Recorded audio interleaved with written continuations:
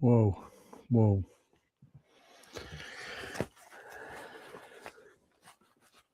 Sabotaging people. Hopefully everyone can hear me. First time ever streaming to Instagram and YouTube at the same time. So I've just got to check that it's actually working and that there is somebody out there watching. Just not a big fan of the picture on Instagram. It's like really narrow, but it is what it is. Okay, so why are we here? Why are we streaming? What's up, Lego Timmy? And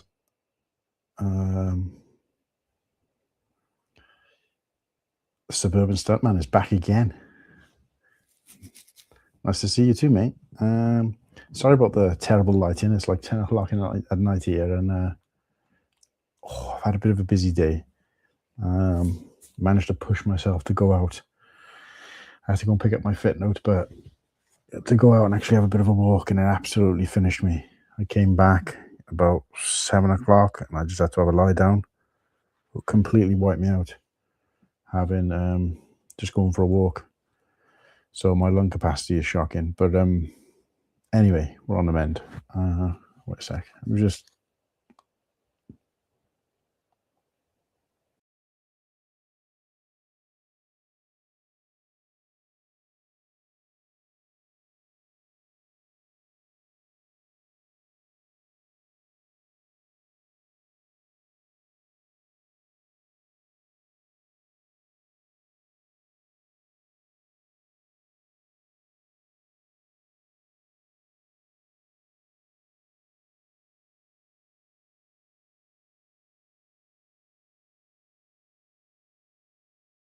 Vera, how are you doing, my friend?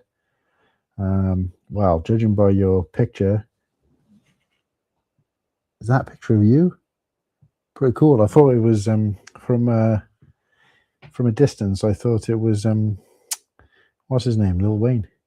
But yeah, if you're new here, guys, please give us a sub. The main reason I'm doing this stream is because I'm trying to get to 1K on YouTube. So we've made a commitment that we're gonna stream every single day until we hit 1K. So I learned some British slang today. Munter. Understand it means ugly weather. All right. No, it does not mean ugly weather. Somebody's trolled you there. A munter is an ugly person. Oh, the rapper, Bacon Hair, new to the channel as well, and so is Moneyboy. And yeah, guys, got some new faces in here. Please give us a sub while you're here. Basically what we're trying to do is for every sub we get on YouTube until we get to 1K, I'm building one part of my Lego set, and so far this is all I've been able to build in like 6 days. We've had 3 or 4, sometimes 5 or 6, sometimes 6, 7 subs per day. So it's been going up slowly, but obviously I want to try and keep building on that. So any new people will come along, and obviously on this channel, as you'll probably see, go and sub first and then do some investigation and see what this channel does, because we've got loads of live videos regularly, but we actually do a regular show every Sunday. This is just me trying to make use of my time while I'm off work to just try and boost our subs a little bit, grow the channel. My favorite rapper would be Mr. Cheeks of the Lost Boys. I was a huge hip-hop fan, or have been a huge hip-hop fan since I was very young. In fact, I took it upstairs now, but got tickets to go and see Wu-Tang the end of March. They're playing the final chapter, so big hip-hop fan. But yeah, I'd say Mr. Cheeks and the Lost Boys is probably my favorite. Like Nas. Who do I listen to? Who do I still listen to that I used to listen to back in the day? There's not a lot of people, because there's a lot of the hip-hop artists I used to listen to either kind of fell off, or I kind of went off a little bit. so I got a little bit bored of them. So yeah. How about yourself? Bacon here. Let me know who your favorite rapper is. But to those guys who have popped in and still kicking about, please, like I said, give me a sub. That should be the first thing you do. King God saying, "What's up, honey? I'll have to go by. Make sure you sub first, though." I mean, you have said you will, but yeah. So we're trying to get to 1K, and anybody watching on Instagram, I just need you guys to tell me if you can see and hear me, because I can't. It's quite difficult to check both lots of comments at the same time. So I can see Pam B is watching or was watching. Brick by Brick Together is there. Lego Hev is there. Lightning Load is there. So all of you guys watching on Instagram, please head over to my YouTube channel. You can find it in my profile and carry on watching there ideally, but at the very least go and sub to the channel. I believe most of you already are. So if there's anybody else watching on Instagram, please feel free to leave the Instagram live and head over to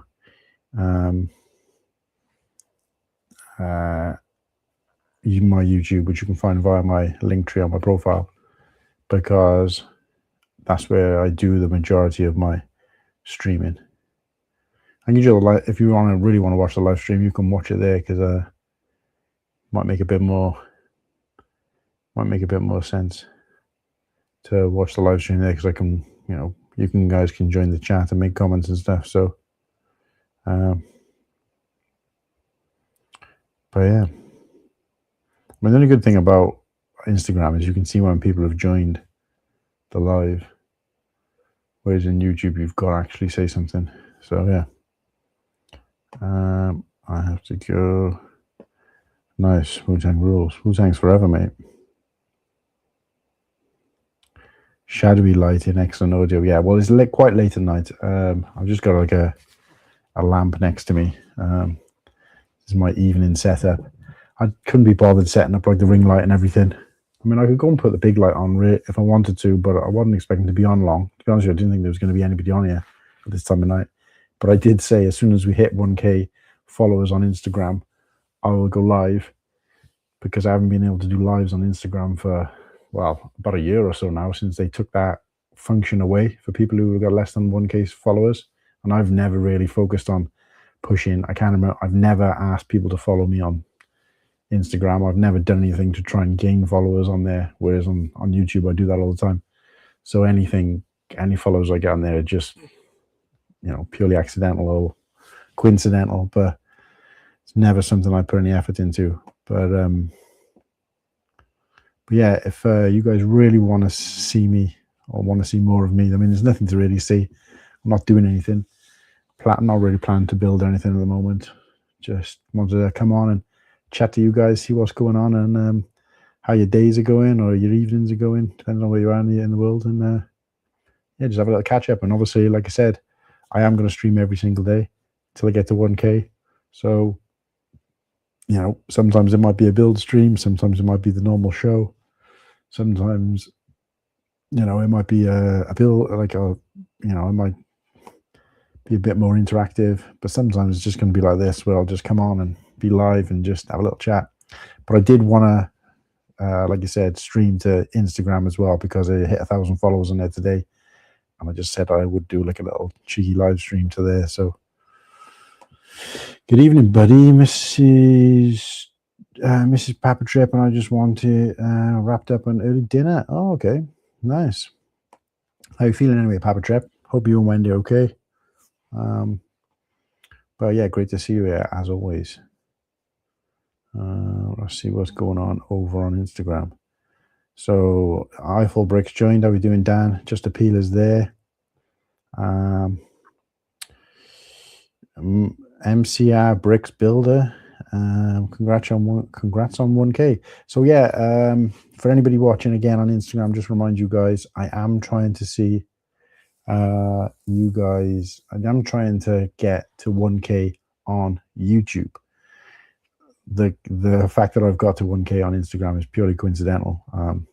my plan was I set out to do this stream every day until I hit 1K specifically for YouTube. So if you are watching this on Instagram, please follow my profile and head over to my YouTube channel and give me a sub over there, where you'll see a lot more regular content. I do tend to put some bits and pieces on Instagram, but it's generally just advertising for the Sunday show. All the live stuff that I do, all the shorts that I do, videos that I do are generally on YouTube. So that's the main place to find my content. So please go ahead and do that. For those of you who haven't, like I said, a lot of the people in this chat on Instagram, I think probably already have. And just a peeler, if you're still there, I do need to reach out to you at some point this week. I'm wondering if you're still up for coming on Sunday this week, as we discussed, to join the post-Bricktastic mock discussion. So let me know. Ken is there. How are we doing, Ken? Dark and mysterious, I know. Feeling kind of like Batman as well, because my voice is still a bit husky from doing too much walking today. Made the mistake of not only going out for a walk, but I probably went a bit too far, and I tried to carry home some shopping.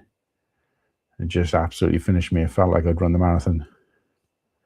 So yeah, it's going to take me a while to get my lungs back up to full capacity. I've said I'm going to go back to work next week because I'm feeling well generally, you know, as long as I'm kind of taking my time and not doing too much. But I'm obviously going to struggle to go back to work and be on my feet all day.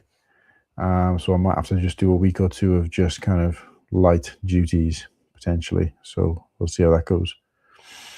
But yeah, so again, anybody watching or just tuning in, we are live on YouTube and Instagram. Instagram today, I hit 1,000 followers, which was never the intention, but I'll take it, and I'm still happy with it.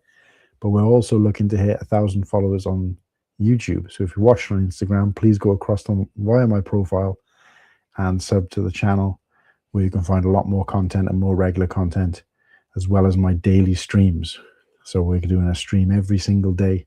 This is day 7 until we hit 1,000 followers. And also for every, until we hit 1,000 subs, and for every sub, we're putting together one part of this Lego set 7754 Mon Calamari Home One Cruiser. So yeah, I want to get that set complete, and I can't do that until you guys sub to the channel. So head over. I know there's a lot of people on Instagram who are not big fans of YouTube, but the content on there, particularly from me, is probably a bit more consistent. So please go and check it out. But yeah, there's a bit of a delay on Instagram as well, I can see. But what's everybody up to? What has everybody been doing with their day? Oh.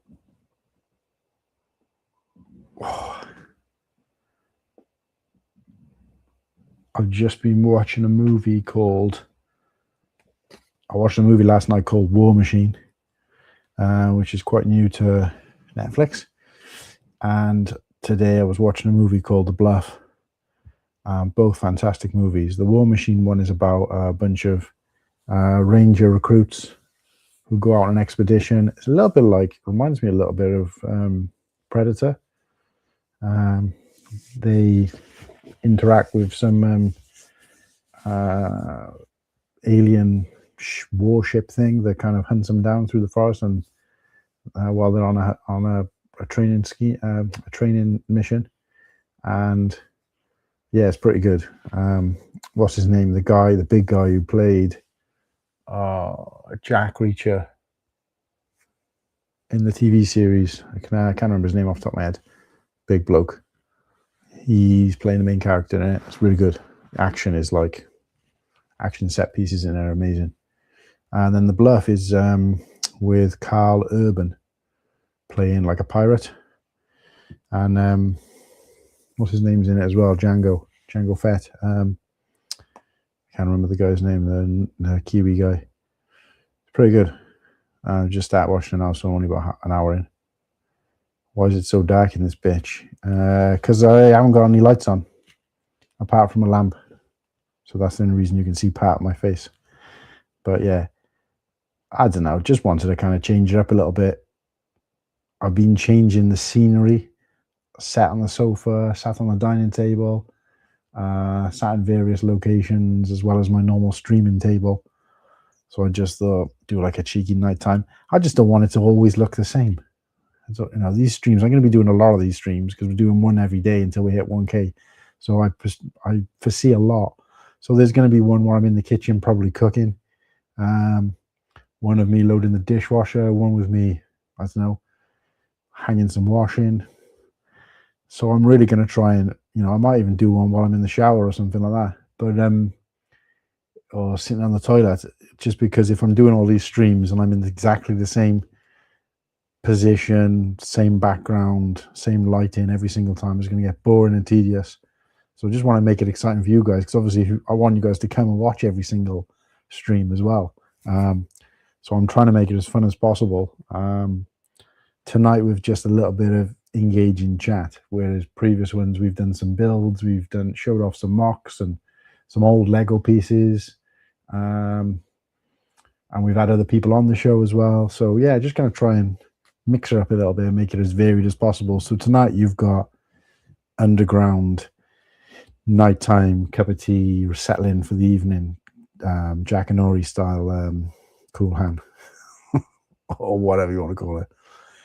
Planning for a stream tonight, a rare time where I have to prep. Oh, you're doing a stream tonight? Oh, okay. Normal time? Or because you normally go like 1 o'clock in the morning, or 1 o'clock in the morning for me. So if you're doing a stream tonight, I might stay up for that. What's the content? Let me know. Sarah is there. How are we doing, Sarah? We forgot to do your thingy on the show last night. I will have to. I'm not even sure whether you were. It do be nighttime for me, but yeah, no. I just wanted to. I just change it up a little bit, make it a little bit more fun to just see different things. I mean, you all know what I look like, most of you anyway. So, but yeah, Sarah, we'll have to do. I don't even should know if you're on the show towards the end, but we'll have to get you this new name situation going on. So anybody in the chat watching now, we're trying to come up with a new YouTube handle stroke name for Sarah, aka Paddy the Theatre Dog, because she wants to change it to something else. So we're thinking she's a Harry Potter Lego fan. Started doing a little bit of content as well on Instagram. I'm not sure whether that's something she wants to continue doing, but be nice if you make that, if you start doing content on YouTube as well.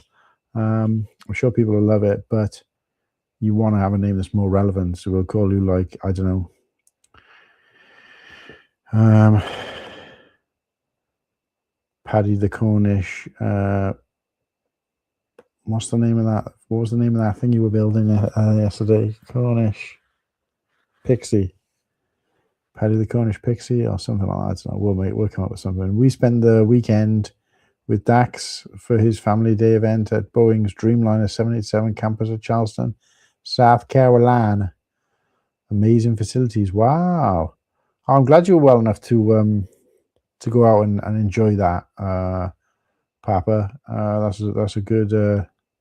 Sounds good, because yeah, he's training to be a pilot, right? I do remember you us having a conversation briefly about this, and yeah, give my best to Dax. Anyway, obviously, chances of me seeing him again anytime soon is slim to none, but give him and obviously Wendy my best as well, and hopefully you're keeping well. Not the toilet, that's too much excitement. Yeah, I mean, I meant that tongue in cheek, but what I meant is I just want to kind of, change the scenery a little bit rather than you guys see me in this. That's why I started doing the streams on a dining table, mostly because I couldn't go up and downstairs with all the equipment all the time because of my lungs, but I'm getting better now at going up and downstairs. So, Paddy, hope you're well, very well, Sarah. Nice to see you guys giving each other well wishes. I don't think the lighting is the pull, lol, but how many sets do you own? Complete, incomplete. Yeah, no, I'm not trying to pull anybody. But if you mean like you mean I don't think it'll appeal to people, then probably not. But obviously you're new here, so if you'd been here every day and seen me in the same position every day, then that would probably also be a bit boring. But But yeah, sets that I own, I wouldn't know because I don't keep a tally of them. I've never counted, and I couldn't count even if I wanted to because they're kind of spread everywhere, and most of them are buried in my spare room because we've never really kind of unpacked them since I moved in to this house like nearly 2 years ago now. But I want to say in the house there's about 150 Lego sets, but obviously some of those are my daughters and some of those are my fiance's. I would say I've easily probably got about 100 Lego sets. Most of those, near enough all of them being Star Wars. I might be way off, but obviously I'm just ballparking it. I know I've probably got about 25, maybe 30 still sealed in the box. And then the rest would be either built, which is not many, like a handful I've got built. And the rest is, taken apart, bagged up, for sort of save storage space and stuff. But I've got a few on display in my not usual background for when we do the show on a Sunday. So, but yeah, that's another reason why Kivra 84444. So we do a show, like a 3-4 hour show every Sunday, and I've been doing that for coming up to 2 years now. And like obviously when you're kind of sat in that position for multiple hours a day, it is nice to have a bit of a break from that and change it up a little bit. So especially for the people watching, but also it makes it nicer for me. So, but if you guys really, really want to have a better view of my face, if you think that's going to make a difference to the content, then I'll go and switch the big light on. But yeah, 9 o'clock, we released a few huge app updates. I need to announce now. Oh, you know what? I saw that. Yeah, it's got breaking news or something like that in the corner. I saw it, but I didn't look at the time. I just assumed you'd scheduled it early for Wednesday. Right, so that's going on tonight. Okay, I'll try and stay up and so 9 o'clock. Oh no, that's 2 o'clock in the morning for me. I don't know if I can stay up that late, but I'll do my best at least to say hello at the beginning. But I'll probably catch you on replay anyway. So, Dax is lead mechanical engineer at Boeing, oversees a testing team. Right, that's it. I knew it was. Obviously, you said it was Boeing anyway, so it wasn't really hard to work out. But I do remember us having a conversation about what he was doing, or what at one point I thought you said he was training for something, but he's obviously I must have got that wrong then. So he's obviously already achieved that. So yeah, amazing. Good to see him doing so well. I missed the last 15 or so minutes. I think I fell asleep. I think last night I fell asleep. Yeah, it's fine. I mean, to be honest, I'd forgotten about it anyway. We had quite a lot to go through, but it's just frustrating that towards the end we were kind of like, looking for kind of topics. And if I'd remembered about that, we could have chucked it up for somebody to see. Oh, let me just go and check out. I keep forgetting that the chat doesn't appear on StreamYard for Instagram. So sorry, guys, for ignoring the people over there on Instagram. So Lego Boys is out there. Fix My Brick is out there. Brick of a Man is out there. And Bo the Builder, Bo the Builder, and Happy Mohawk joined. Congrats, dude. So yeah, thanks, guys. And again, for the guys watching on Instagram, I've only gone live on Instagram because I said I would.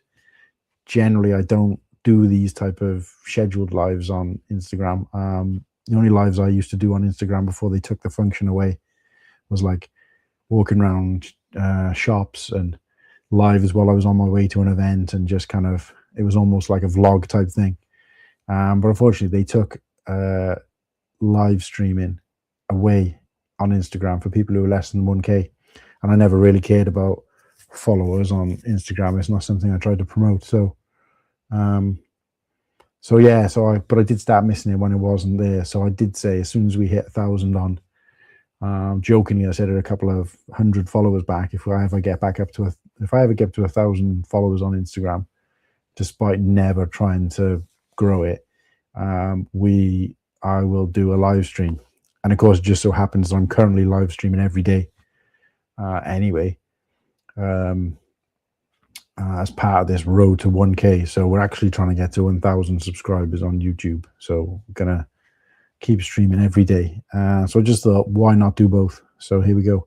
Might even do it every day. It's just quite awkward to try and go between StreamYard, chat and conversation, and Instagram constantly. So that's quite difficult. But if you're watching on Instagram, please head up, hit my profile face, whatever it is on the screen.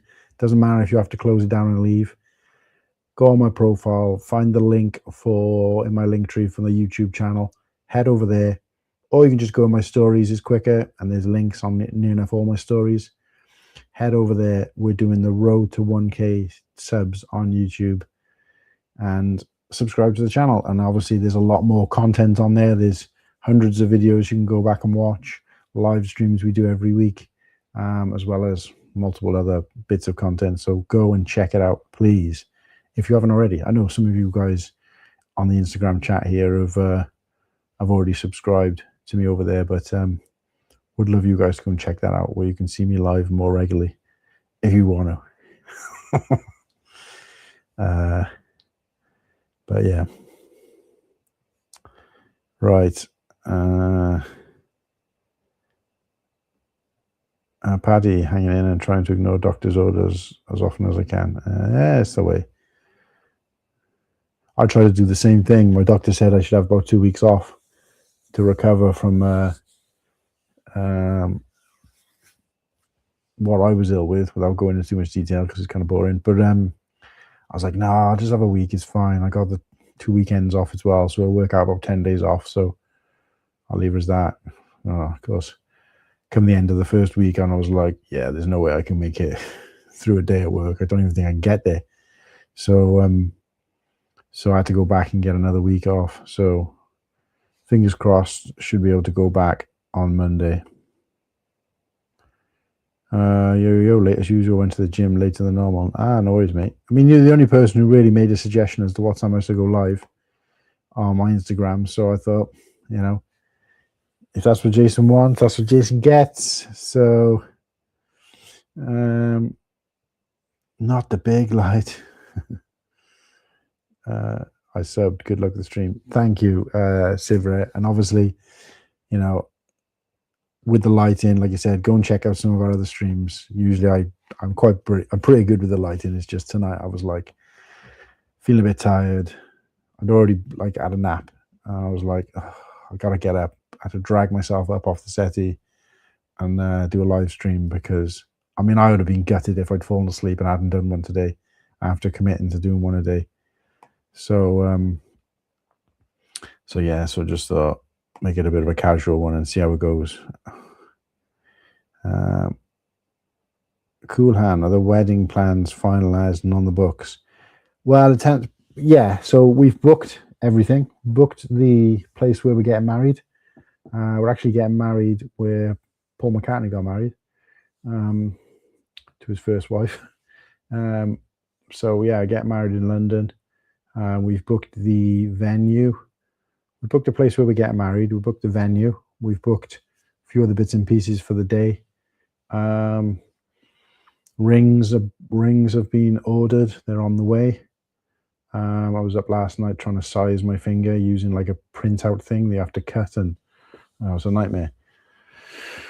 And I always thought I had long, skinny fingers, but when I was using the measuring thing that they give you, I had like one of the bigger sizes. So I always feel like I mean, they probably are, because they're long, and I'm quite tall, so because they're long, they always feel thin. But when I was measuring it, I was like, I think it only went to like a 13, and I was like an 11. So anyway, so yeah, rings ordered, wedding dress sorted, but obviously Kirsten needs to go back and have some measurements and stuff done. So it's a lot of fiddly bits now. So we're sorting out like we've got a wedding website. Invites have gone out. Sorry, save the dates went out. Invites have gone out. All invites have been responded to. We've got a wedding website where we do all the booking and everything like that. So the registry and all that kind of stuff is on there. Table plan is done.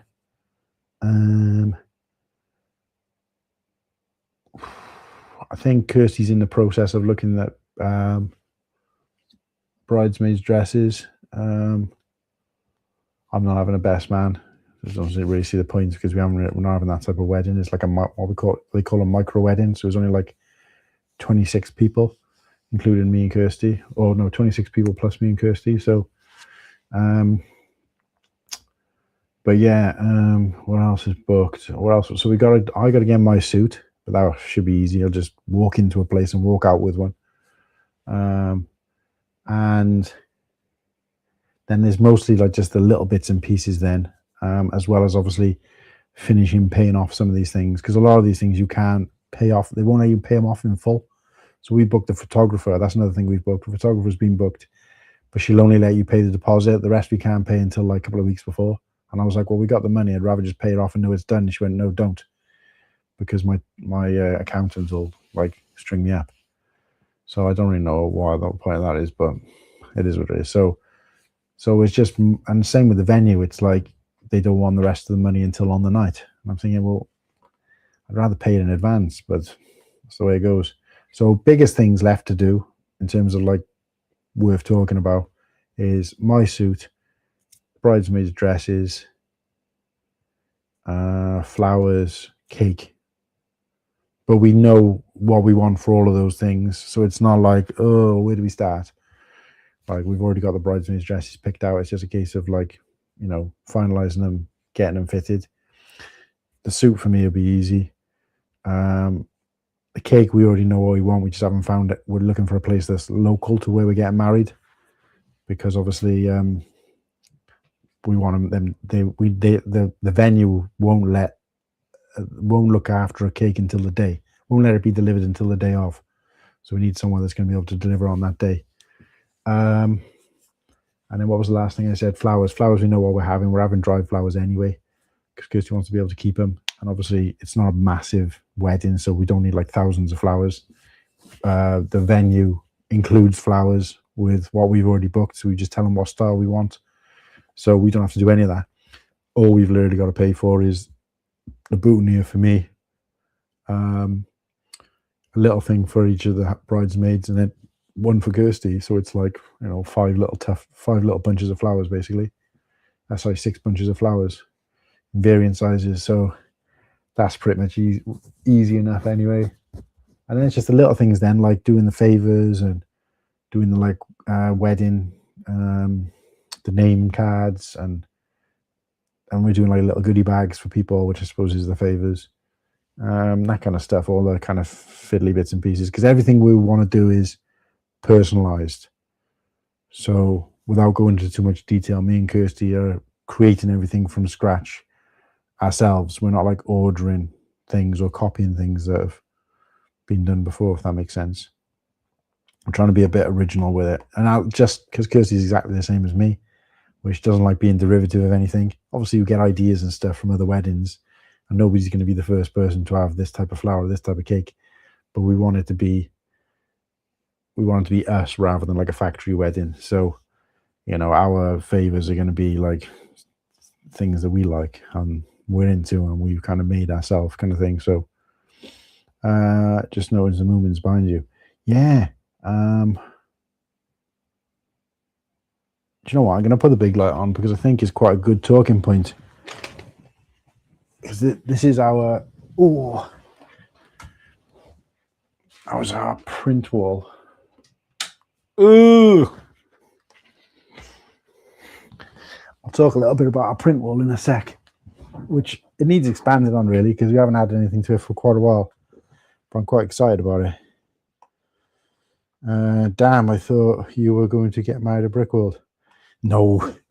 I mean, if we had our way, well, if Kirsty had her way, and obviously I was happy to do it, our ideal destination to get married was Boston. I think I might have told you that. But Kirsty's a big fan of, she's never been there. And I've only touched down there.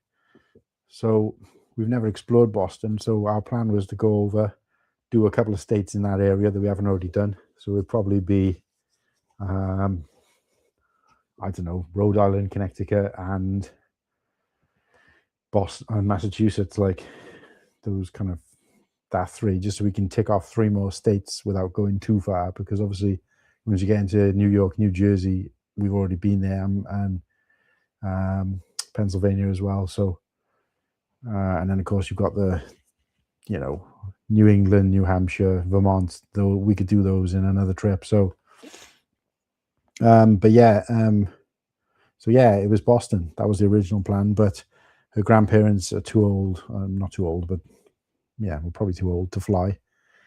And but yeah, apparently Kirsty's seen some places there, some areas that she would like, little villages there or something where something was filmed or whatever, and she wants to get married there, and something to do with like the witches or something, some witch thing, I don't know. But she showed me like the area and the scenery and the places you could book to get married, and it looked amazing. So very sort of autumnal type thing.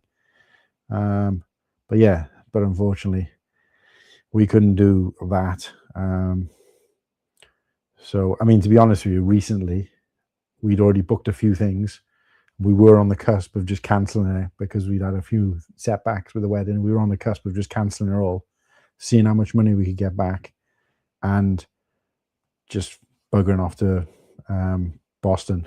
Kirsty was like, the only problem is we haven't got anybody over there who can be like our witnesses. And I was like, yeah, we do.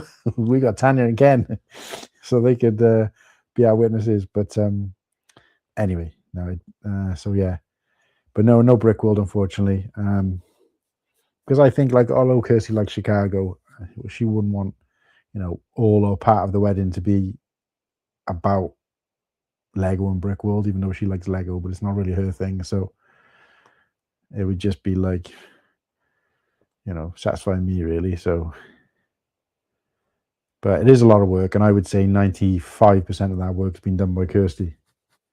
We were going to do one of those videos where Kirsty like records and says, hi, I'm Kirsty. I booked the wedding venue. Hi, I'm Martin. Hi, I'm Kirsty. I booked the wedding flowers and cake. Hi, I'm Martin. Just keep doing that. Although I have done some bits. Like Kirsty's really like petrified of using the phone. So like a lot of these places, you've got a phone and you've got to get some more details. So I've been the person doing that. Finding out about the wedding venue and finding out those kind of details. Like when we went to the wedding, I had to register and go through all the questions and stuff with each other out of the room to prove that we weren't, like, I had to like organize and book all that kind of thing. So I kind of have my strengths.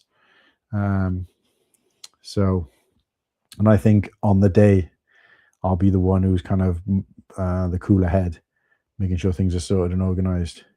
Whereas Kirsty will probably be a bit more stressed out. So, listen to Ken, a Brickworld wedding would have been spectacular. No, like absolutely. Would have loved to do something like that. But second best thing might be that we get to go there for our honeymoon instead. And it won't be just Brickworld, because again, the honeymoon is supposed to be about us, same as the wedding, and not what do I want to do and then tag someone else along. I think if Kirsty was as into Lego, and then that would be an ideal to get married there and have the honeymoon there. But what I think we might do, or what I'd like to do, is go over to the US, do a couple of states, and then do Brickworld while we're there, and do like a 2-3 week trip. So will you be streaming the wedding live for your USA family? You'll have to speak to Slurpee about that, because Slurpee is I'll say now, we've got a photographer, but Slurpee's in charge of vlogging the wedding. So we've bought a fancy camera for him, and he had a little chance to play around with it when we went to Bricktastic and get his kind of head around it. If we were able to, and if we were able to see him more regularly, we would have sent him with it so we could have a play around with it. But obviously we need to do some bits with it between now and then. But he's going to be our official photographer stroke vlogger, because we've got the photographer for the ceremony, and then for the sort of travel to the venue and photos outside the venue, and then they'll go then she'll finish when we all go and have food and stuff. So everything after that will be down to Slurpee. Candid photos. It's not just Slurpee, it's the Kirsty's maid of honor as well. Between the two of them, they're going to be like taking pictures, getting people to take candid pictures, getting people to do like messages to us and all that kind of thing, and obviously filming us throwing shapes on the dance floor and all that kind of stuff. So possibly, it depends. I mean, if you can get Slurpee to live stream it, that would be amazing. But at the moment, it's not on the cards, so we'll see. Good idea, though. I'm going to write that down. See what Kirsty thinks of that. Stream it to the stream it to the Cool Hand Weddings. Cool Hand marries? Question mark? Exclamation mark? Could be done. It's a possibility. We get Brick Hive ordained and he could officiate the ceremony. Yeah, he's got to shout the entire thing. Want you to pay. They want you to pay when you're drunk. Yeah, well, that's not going to happen because I don't drink anymore. So I was 2 years sober on the 9th of December. So heading into my 3rd year now. And I say that as if I was an alcoholic before. I wasn't. I mean, there was probably times in my life where I could have done with giving it up and I was probably in too deep. But I had been quite a casual drinker leading up to deciding to stop for health reasons anyway. So my eyes. Yeah, when the big light goes on, you're not used to it. Let me just go and check Instagram. Christ, I keep forgetting the people over on Instagram. Guys on Instagram, I'm really sorry. I've been ignoring you. Why does it flip the camera on Instagram? So I'm backwards. It's kind of weird. But Oliver Bricks by Wally. Hey, Bricks by Wally. Anley and Brick the Bed joined over on there. Allo. Guys, if you're on Instagram, I love you. Thank you for joining me and watching me on Instagram. But go and check me out on YouTube where I can interact and you can comment and it's a little bit more interactive. There's a few more people over there sat watching, but I do appreciate you guys watching this anyway. But go and check me out on YouTube and give us a sub while you're over there. I'm trying to get to 1K subs on YouTube. How great would it have been if we'd hit 1K on YouTube and Instagram at the same time? Liam's here as well. I would highly recommend a live band if you know a local group. Secure that memory. So we did look into getting a band. Far too expensive. Couldn't really find anything we liked. Just seemed. And the thing is, we're having like a micro wedding.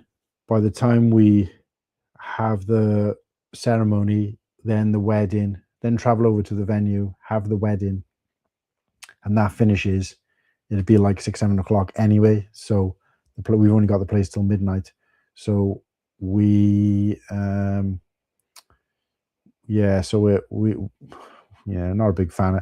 I mean, we did, like I said, we did do some research into bands, but for how much they were charging, and I think most of them were they do like 6 hours, and it's like, well, we wanted to be able to play our own music as well. So we just have created our own music because we just didn't think what they wanted, like talking thousands of pounds for a band, and they would either be only doing half a set or we'd have to listen to their music and not get a chance to listen to the music we want. So instead we've put together our own music, and the place we're at, because it's quite a small venue, because it's small, that was the other reason, is that some of the bands we looked up, they were like, they need this kind of space and this kind of setup, because they're probably bands are used to playing for weddings of like 50, 60, 100, 200, 300 guests, whereas we've only got like 25 of us or 28 of us. So yeah, I feel like the band would be like most of the guests. And not only that, but like I said, the venue we've got, because of the size of the amount of people, it's quite a small venue, so there's not even really a place for a band to set up, or the equipment, or the sound and all that kind of stuff. There's nothing, because it's not designed for that really. So so we've got a dance floor and a music PA system, and that's about it pretty much, which is all we need. I would have liked to have a band, like I said, especially if we're on a full day event, but yeah, and it is sad because one of the guys plays in a band, and he did suggest that he would get his band to play, but we live in West Wales and we're getting married in London, so a local band to us would be no good anyway, because obviously it's a hell of a trek to get up there. I mean, from the drive from here to there is about 5 hours, so we haven't got 1,000 subs yet, Liam, unfortunately, but we're trying our best, mate. We're pushing and pushing. How do I unsubscribe? Oh, thanks. Ouch. My pride. Okay, Slurpee, it's on you. Don't leave your USA friends out of the big day. Yeah, I'll have to see what he says. My youngest had a chapel in Vegas. It was his immediate family. Then I watched on the phone. She had a commitment ceremony here prior to traveling. Yeah, so what we're planning to do is we're planning to, a month or two later, we're going to have like a party. Let's change this. Oh, that's better. Trying to hold the laptop up. Yeah, we're going to have a party and just invite like, more wider family and friends, because we didn't expect people to go all the way up to London just for a wedding. And we didn't want this massive event with people who we barely speak to. But I would have liked to have some of my colleagues and, older friends there. And obviously there are a few family members that wouldn't have been able to come.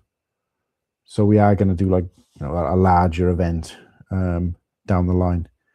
But no, that sounds amazing, Sarah. We did look at the idea of Vegas. We thought it sounded a bit cliche, but not everything is like the Chapel of Love, or like, I think there's just this kind of stigma attached to Vegas where you're going to have like Elvis Presley marrying you and stuff like that. But they do actually do, great kind of like small micro kind of instant weddings. And at one point, like I said, we were so frustrated about the cost and family and a couple of setbacks we'd had that we were just like, you know what, let's just jack it all in. Let's just go and do like I said, a small thing in Boston. And we did like the idea of going to Vegas as well, because they're more equipped for that kind of thing, where you could just literally rock up in the day and they'll marry you that night or later in that day.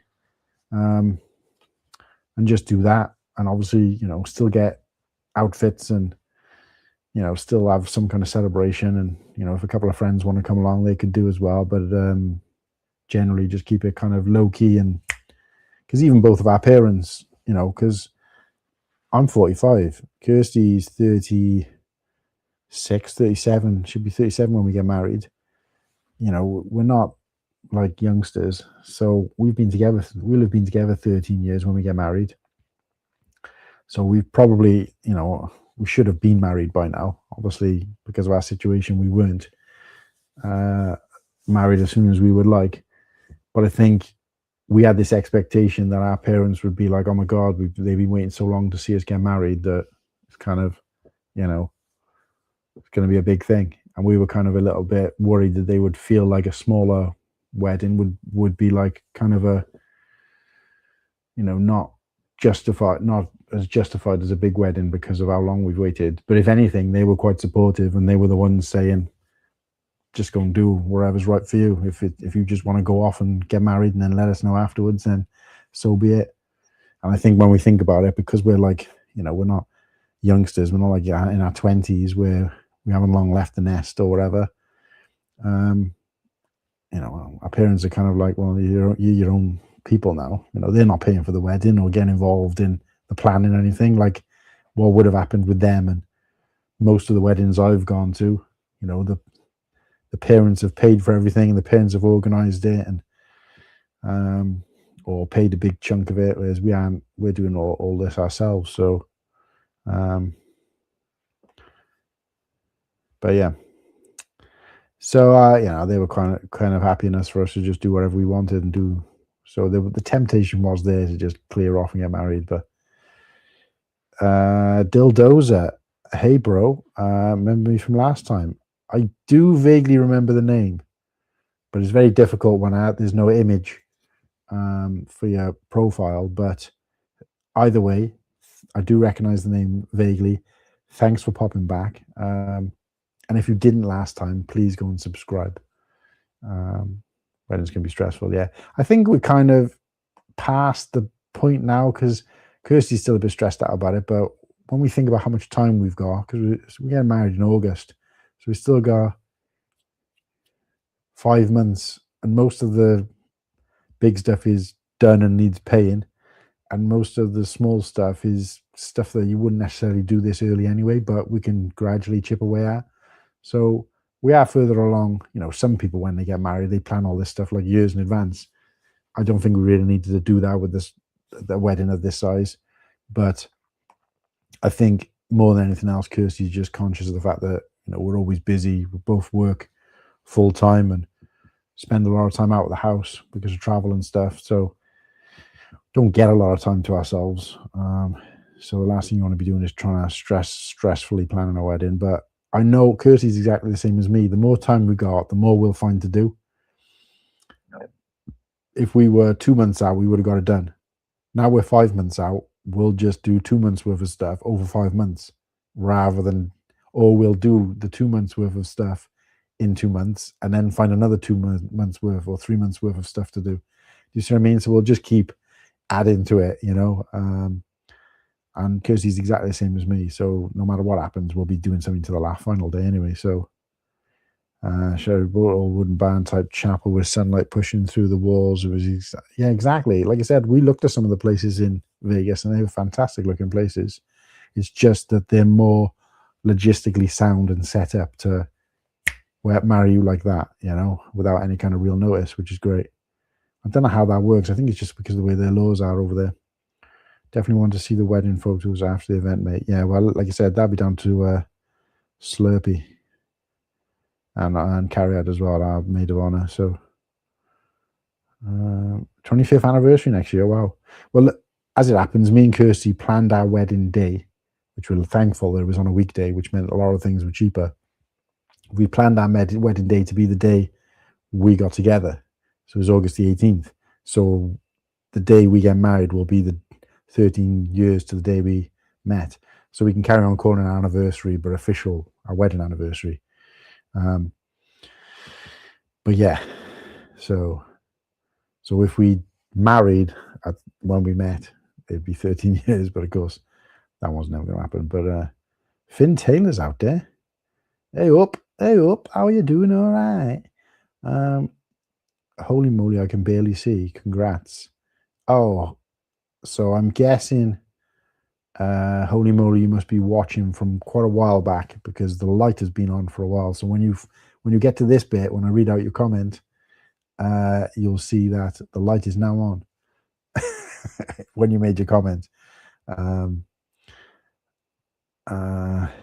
yeah.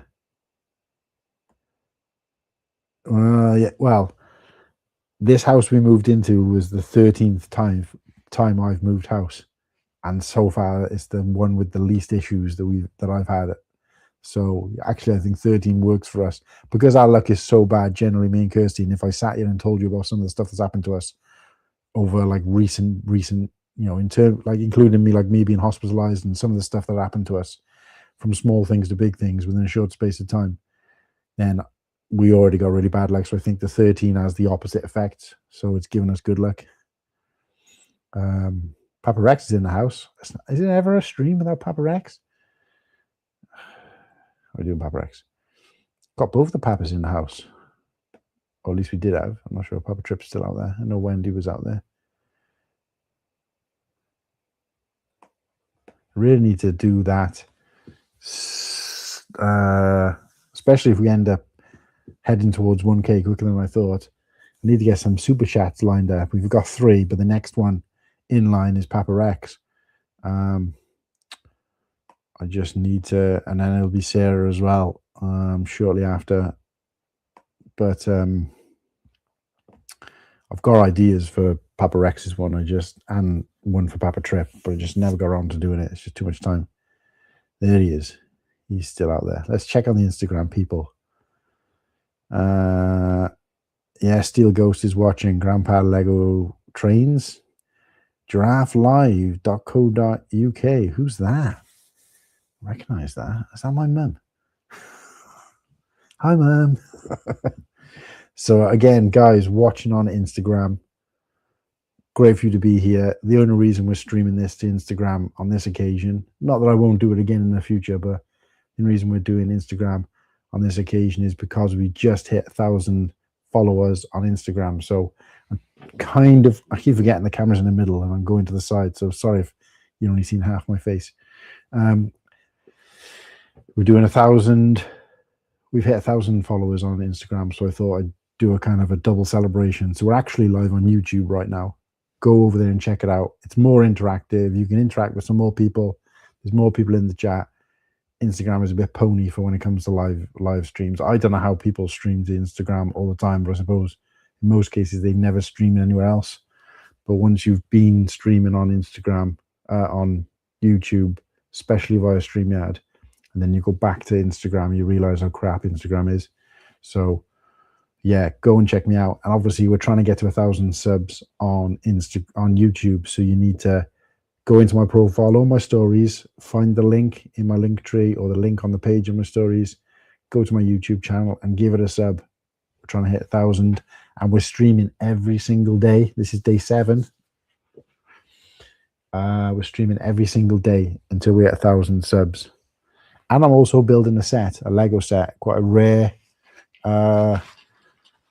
kind of unsung set from the Star Wars collection. It's 7754, the Home One Mon Calamari starship or Starcruiser. And for every new sub we get, we are putting one piece on the set. So at the end of each of these streams, I've been counting up how many subs since the last time and adding that many pieces to the build. And I'll keep doing that until we get either to 1,000. And then the way it works is I think I'll have about 100 pieces left if we hit 1,000. And then on that final stream, I can build the rest of it live and then maybe build another big set as well as a kind of celebration. So there he is. So keep them coming. And like I said, if you're watching on Instagram, great. Stay there and watch if you like. But if you want more interaction and more people in the chat and an opportunity to have your name thrown up on the screen, head over to YouTube where it's a lot easier. And you can find that YouTube by just clicking that picture of my face. I can't remember where it is on Instagram. And going into my profile, into my link tree, YouTube channel. Easy. Right, let's do a refresh on. So we hit 341. So so far we're 5 subs up from yesterday. But yeah, let's keep it going. I'm not doing anything else. What are you guys doing? What's everyone doing? As soon as it starts getting quiet in here, I'll probably close her off. But maybe we can do a short song for Sarah. Mate, I really appreciate that if you can do that. I know you're kind of being recruited to my channel now as the official sound mixer, sound man. But it'd be lovely if you do a song for Sarah. I mean, unless you mean as a super chat, but I'm sure Sarah would love a song for her upcoming YouTube channel that she's going to start doing Harry Potter and other crafting things on. But yeah, it'd be nice to see you join YouTube as well, Sarah. I think you're quite a natural behind the camera, and you always got interesting stuff to say. So on the Cold Fusion stream, it was mostly me and you for I think 3 hours. It was a good old chat. Yeah. So, and you definitely got to try and get out to Bricktastic 2027, Sarah. It'd be great to meet you in person and have you along with all the other guys.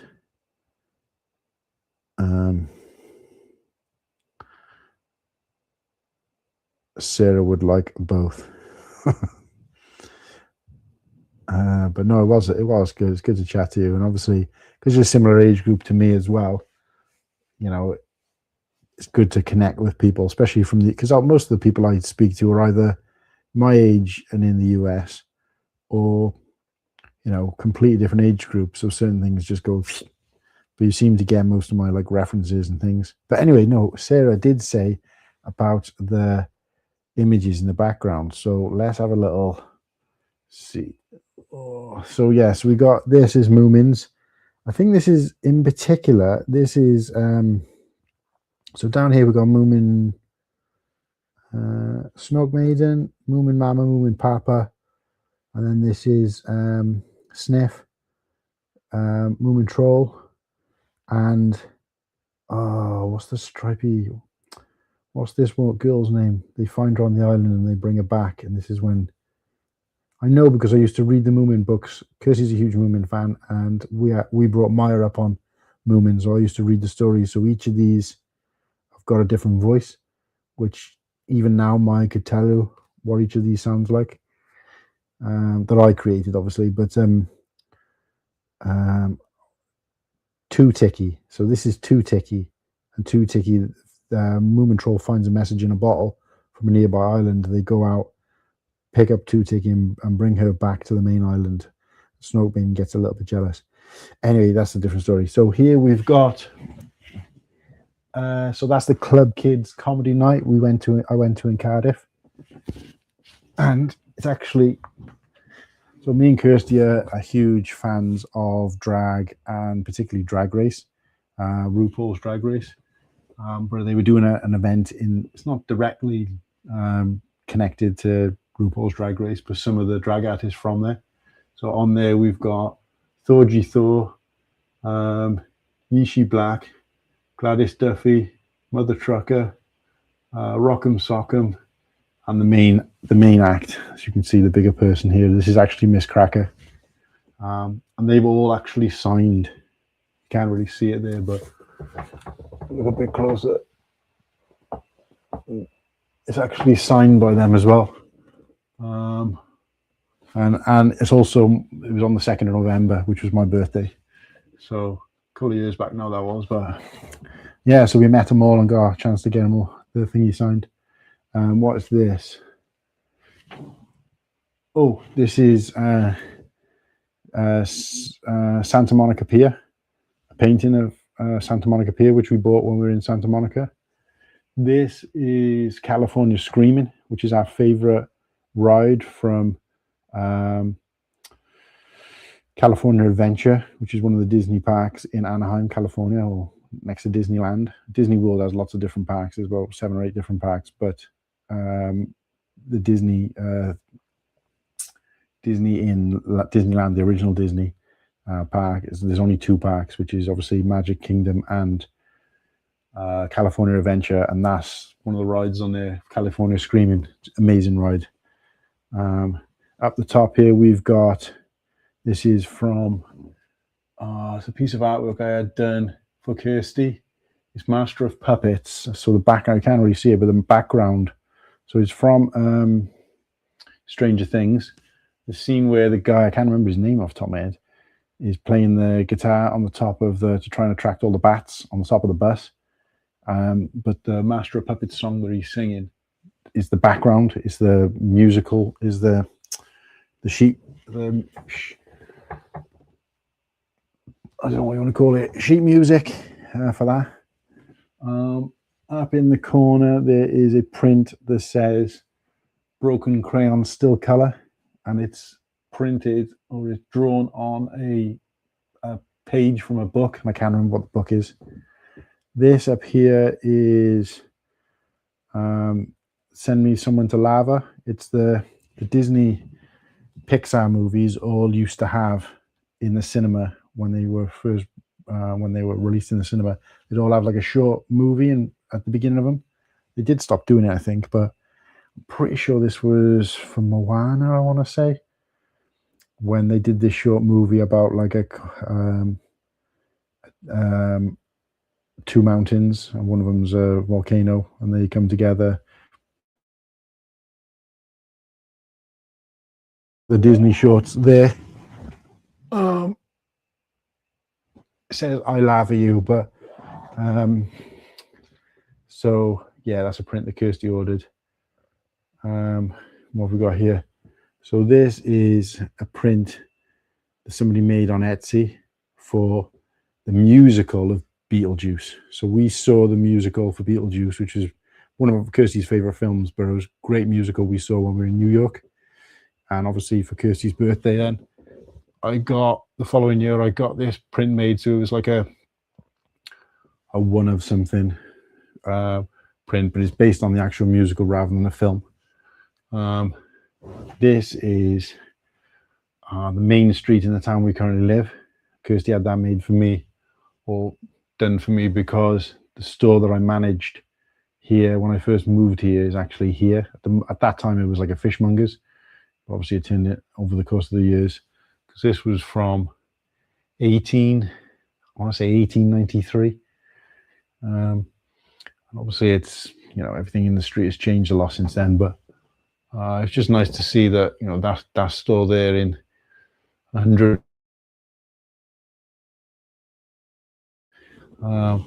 This print is the reflection is not helping with the bloody lights. But if I turn it too far, you can't see it at all. Anyway, this is from WandaVision, because Kirsty really loved the show WandaVision when it came on, with that whole kind of 50s, American 50s housewife style. So yeah, so I ordered that print and we got on one of these floating frames. So I thought it was quite relevant. What we got? Oh, at the top here. So this says, I myself am strange and unusual. And I myself is in black, strange is in purple, unusual is in green. Kirsty's favorite color is purple, my favorite color is green. And it's done in the style of Beetlejuice, because it's a quote from Beetlejuice, but obviously Beetlejuice colors are purple and green and black and white. And obviously they're our favorite colors. But I hand cross-stitched there. So I'll see if you can see it in a bit more detail. I'm not sure how good the camera will pick it up, but you guys can see, if you look close enough, you can see that it's cross-stitched. So yeah. Have you guys ever watched, what's that medical TV show? Scrubs? Is it Scrubs? Anyway, the guys who did the music for Scrubs, and I think one of them is actually in it, the bald guy who plays one of the doctors or something. Anyway, I think they called like the Blanks or something like that, band. And Kirsty met him in person. I think at least one of them's dead now, but anyway, she met him at a gig that they did. And obviously that's a print that they bought and they've signed it as well. This is a print that we bought, a hand-painted, not a print, sorry, this is a hand-painted portrait that we bought from under a bridge when we were out in New York, and it's of the New York skyline at dusk. So you can just see the pink glistening. Obviously this camera probably won't do it any justice, but it's nice pinky, purpley kind of colors with the Hudson River. You can see, at least I think that's the Hudson River. I'm not sure if it's the Hudson or the East River, but you see the reflection of New York, and then there's two birds sat in the tree, which is supposed to represent me and Kirsty. So there's that one. And then this one, for Star Wars fans out there will recognize, it's by a guy called Sidious Art. Sidious Art is a good friend of mine, actually. He lives quite close. Got to know him at through a Facebook group. Turns out he lives around the corner from me, and actually he helped promote some events I was doing when I was doing when I had a Facebook group. And for that, he sent me some free artwork. But this actually Kirsty paid for a present for me. So it's all the bounty hunters as seen on Darth Vader's Executor, Star Destroyer, in Empire Strikes Back, when Darth Vader hires them to track down Han Solo and the Millennium Falcon. So we got Dengar, IG-88, Boba Fett, Zuckuss, Forlom, and I can't remember that guy's name, the lizardy guy. Chat, let me know. It's actually my favorite of all of those, and I can't remember his bloody name off the top of my head. I'm surprised I remembered all the others. He's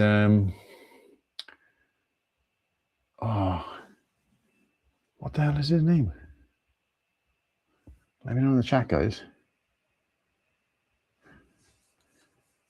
George Bricks, how are we doing, mate? Sorry I missed your comments. So just doing a demonstration of my print and on our art wall that's kind of behind the back of our sofa.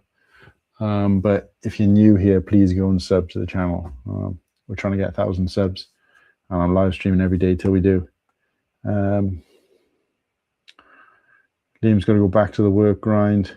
John M67, this is the US military chief on a direct order of. Well, nice to have you here, guy, mate.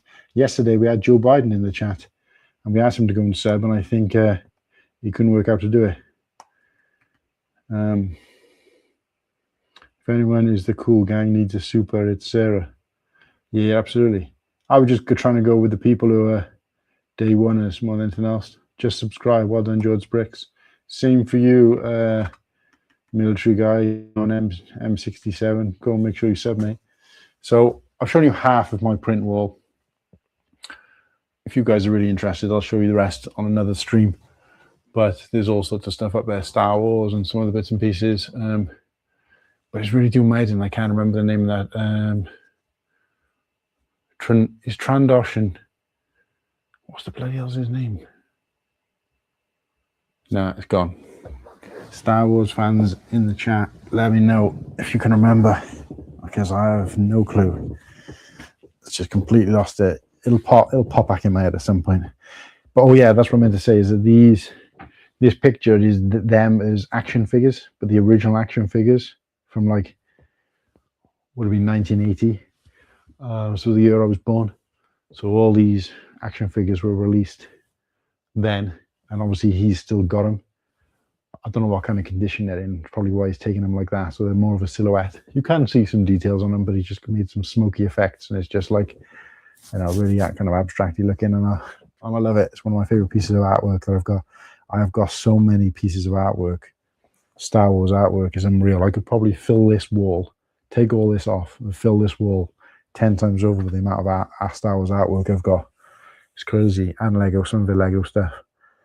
Kirsty keeps saying to me, you want to get that up and have that as your backdrop for when you're streaming? And I'm just like, but with the reflection and stuff, you can't really see them. And not only that, but I got to go out and buy frames from all and dig them all out of thing. And I haven't really got any wall space. So yeah, I don't know. I need to, I want to, but just probably not. Bosk. Of course it is. Friggin' Bosk. Well done, George Bricks. Star Wars fan, and he's my favorite out of all of those bounty hunters. He's one of my favorite characters. I didn't actually have him figure. I had IG-88, I had Forlom, and that's actually it from those figures. Most of the figures I had in terms of the vintage Kenner figures were from Return of the Jedi, because I was born in 1980, so I wasn't really into Star Wars. Well, not that I wasn't into it, but obviously never even seen it till I was like 3 or 4. So by the time, you know, my parents realized me and my brother were into it, you know, the 77 figures had been out for a while. So, I mean, it's not like it is now where things retire and come off the shelves. Back then, you know, you could buy a toy, even Lego sets. My mum was still buying sets for us, and I've looked at the date on them. I remember my parents buying us a set for like Christmas or whatever. And it was obviously brand new in box. And when I've looked at the date of when it was purchased, or the date of when it was created, made on Bricklink, it's from 1977. Which, you know, that was the year my parents got married, so neither me or my brother were even born. But yeah, you know, almost 10 years later, we have it as a Christmas present. So it just goes to show the lifespan of a Lego set back then compared to now. But yeah. But yeah, so I didn't really. Most of the figures I had were mostly from Jedi. I did have some of the older figures as well, but Greedo. No, it wasn't Greedo. Greedo wasn't on that platform. I'm not sure why. Oh no, it wasn't Greedo, because Greedo died in in the first film. So yeah, he wouldn't have been in Empire Strikes Back. Oh, Sarah likes the VHS tapes pile. Yeah, so let me show you this, because Kirsty had this made for me. Most of this is either I've had made for Kirsty or she's had made for me, because it's like, you know, it's about us. Like the other wall over there with those prints on, that's our, what we call our adventure wall. So that's like things we've gone and done as a family, not just pictures of us posing, but us at Disneyland and us in different places around the world. And Maya's included in that as well, but it's just me, Kirsty, and Maya. There's no friends, there's no family on that at all. Our plan is to have then a family wall, which is like other friends and family, but this is specifically prints. So there's no photos or anything of us. It's just prints, and mostly Kirsty's bought for me or I've bought for her. So this is all of our favorite films. So if it's my favorite film, it's not on there unless it's also Kirsty's, and vice versa. So if we had our own, one of these of our own, they'd probably be completely different. But these are movies that we both enjoy together, or both within our list. Or if we made a list of 100 movies and we had to Venn diagram it, this would be the kind of centerpiece. So, I mean, they're just VHS, but I'll read them out. Back to the Future, not in any particular order. Back to the Future, Coco, Ghostbusters, Gremlins. You can see a theme. Just a peeler. If you're still watching, you'll like this. Gremlins, Rogue One, The Dark Knight Rises, hot take, Beetlejuice, Predator, Hairspray, also my favorite musical, and Empire Strikes Back. The only big problem with this was this. I don't know if you guys can see the spelling mistake. Empire Strikes Back. And that's not our issue, that's theirs, because Kirsty checked and she did actually order. Not only that, but most people know what the Empire Strikes Back is. So even if we had sent it like that, you'd think they'd change it. But most people don't know it. So, but yeah, they're our favorite, all-time favorite films. 1, 2, 3, 4, 5, 6. Yeah, 10. Our 10 cross-section favorite films. As I'll just show you these as well. So got Nips, and then so these are from Animal Crossing because Kirsty's an Animal Crossing fan. So these are the only thing that's slightly different because I'm not really a big Animal Crossing fan. Kirsty is, but specifically got these because a friend of hers who she used to work with started up an Etsy account doing prints, and these are two of the ones I think he sent her for free or sent a reduction. Apologies if you're watching this on Instagram because you probably missed most of that because it's a narrow frame, so you wouldn't have got to see as much. But Dre is out there. I wish I bought Lego when the trilogy came out. Oh yeah, I thought you meant Star Wars Lego. Then I was going to say you'd have a job on your hands, but no. Yeah, I've got some Lego sets from the 70s. Late 70s. I've still got them. I've got the instruction books even. I should start showing that kind of stuff on social media really, because I know people like that kind of thing. But I just never get around to digging them out. I should just take a photo of them and be like, throwback. Brick by Brick Together. Hello, hello. How you doing, Garrett? How's it going, mate?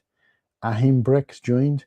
Guys, I'll say this again. I'm not often checking Instagram because we're also streaming live to YouTube. But I will say, if you're watching on Instagram, we're trying to get to 1,000 subs on Instagram. We've just hit it today on Instagram, but that's a byproduct. I was never planning to do that. But we are trying to get to 1,000 subs on YouTube. We're on the road to 1K subs. And basically what I've pledged to do is stream live every day. Be a slightly different setting, different theme. I'll be doing different things. It might be a show. It might just be a 10-minute chat. Could be building, whatever. Lots of different varieties, as best as I can. I'll stream every single day until we hit 1,000 subs. We started on just over 300. Coming up to just gone over 340, I think. So we've gained like 30 odd subs and this is day 7. So I'll keep going, guys, until we hit that 1,000 subs. So this is an opportunity for me to showcase myself and the channel and the content. But to help me out, you need to leave Instagram, go over to YouTube and subscribe there because that's where the magic is happening. And I do appreciate all of you guys. So yeah, throw my name. I don't know, I'll show you on about by that, man. Throw my name. But yeah. I can't throw your name up because you've got to be over on YouTube, if that's what you mean. So join me over on YouTube and I can throw your name up and you can interact with chat there where there's more people and it's a little bit more interactive.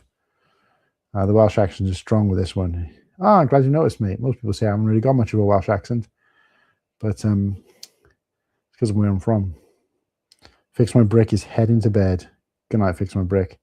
Cheers, mate. Thanks for tuning in and celebrating 1,000 followers. 1,000 subs. Yeah, I'd love 1,000 subs, mate.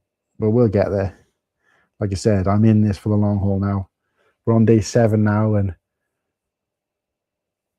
hopefully it doesn't come to day 77. But if it does, so be it. Commitment I made. Actually, let's do a little refresh and see if we have had any new subs. We're on 342. Amazing. So currently gained 6 subscribers. Do you know what? I think I might stay till we can get to 10. If we can get to 10, then I'll clock off. So if you're watching this on Instagram, go and check me out on YouTube. Join the channel there. And subscribe, obviously, when you get there. Subby, give me a subby. So what are you guys up to? Who's still left in the chat on YouTube? Don't feel like you've got to stay either, guys. Lots of new people have been coming in and out as other people have been leaving, so I'm more than happy to speak to nobody, entertain myself. That's what I've been doing pretty much all day anyway when I'm not on stream, so I don't realize how much you miss speaking and interacting with people, as much as sometimes you get frustrated by it, speaking to customers and whatever, but just interacting with my own staff and my team. When you're kind of stuck at home, as nice as it sounds, being home and getting all this extra time, it's not like I can do anything that I'd want to do physically because of the limitations and the reason I'm off sick, but also just kind of knocking around the house and feeling a bit miserable and a bit sorry for yourself. So if I didn't have this channel and the opportunity to do streams, I don't know how I would have survived mentally. I don't know how people do it, just sit at home all day. Like I said, if I had a work from home job, I'd be massive and miserable. Don't get me wrong, if I won the lottery or something, if I won a couple of million, I'd be giving up work straight away. But then I'd be finding other things to do, active things to do with my time. So yeah, but just sitting here kind of with not being able to do what you want to do and not even being able to kind of go up and down the stairs as much as you'd like really takes it out of you. So I got a half hour of lurking while working left.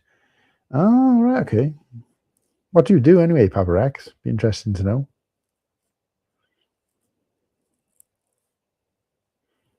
I think, what were we talking about where Papa Rex was from? So Papa Rex is in the West Coast, so Pacific time. So I'm not sure exactly where you're from, if you want to share it. Maybe you have and I've just forgotten. I know Garrett out there is from the trail. It's from Oregon. So he's in PST as well. Washington State, that's right, of course, yeah. I think you did say, yeah. So the only places I know in Washington State, I say I know as in like I know of, not that I've been there or been that far north. Furthest north I've been on the West Coast is San Francisco. I mean, we took a walk to Marin County, but that was about it.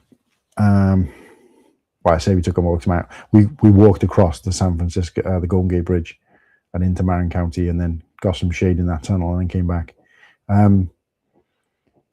But yeah, but never been any further than that. I don't know. I've been to Vegas, but is that further north? No, that's kind of Nevada's probably on the same level as most of California. So I'm not really sure in terms of latitude. Because obviously you can look on a US map and draw a line, but that's not the way, when you curve it, it's slightly different. So I'm not really sure. But anyway, so yeah, never been up there. It's the only place I know of in Washington State is Seattle, really. So, building official. Okay, awesome. It's crazy to think you're doing what I would class as quite an important job up there, and listening to me banging on while sitting in my living room in the west of Wales, like practically the other side of the world. At 11:30 at night, talking about friggin' Lego and everything in between. And I can feel my voice is just still struggling. I don't know how I'm going to manage and work, because literally I haven't spoken all day to anybody until I came on this stream. Well, I say I tell a lie. I went to the doctors and picked up my fit note. So I said, I'm picking up a fit note for, and obviously gave my name. So, but yeah, so I don't know whether, obviously it's because of the lung issue, or, been struggling to breathe and stuff a little bit. But I think talking has helped. But obviously when you're not talking for like 23 hours a day, and I'm used to when I'm in work, I'm talking for 8-9 hours a day. It does you notice the difference. But what's everyone else doing anyway? I know obviously you've told me what you're doing, Papa X, but what's everybody else up to? And did you guys have a good weekend? And what are you doing this week? Got anything cool or exciting planned? My kids are in Washington State, Seattle, over there. Oh yeah, do you know what? When I was talking about Seattle, I'm thinking, I'm sure we've had this conversation, or we mentioned Seattle recently, and that's why. Yeah, I'm pretty sure you mentioned it earlier on the stream as well. But yeah, that's cool. Yeah, small world then. Yeah, Canada's to the north. Yeah, I knew that much. Geographically, I know, the states and everything. So I know that you're like above Oregon. And I know that next to you is partially Idaho. And then, is it Colorado? Montana? Washington? Idaho? Montana? North Dakota? Across the top? Have I got that right? And then you go North Dakota, you go Minneapolis, what's the name of that? It's where Rick Rich is from. Minnesota, and then it's Wisconsin, across that top band till you drop down into Illinois and across Michigan and across the top of those states there. I think I got that right. I'm just trying to remember if there's anything in between Idaho and Montana.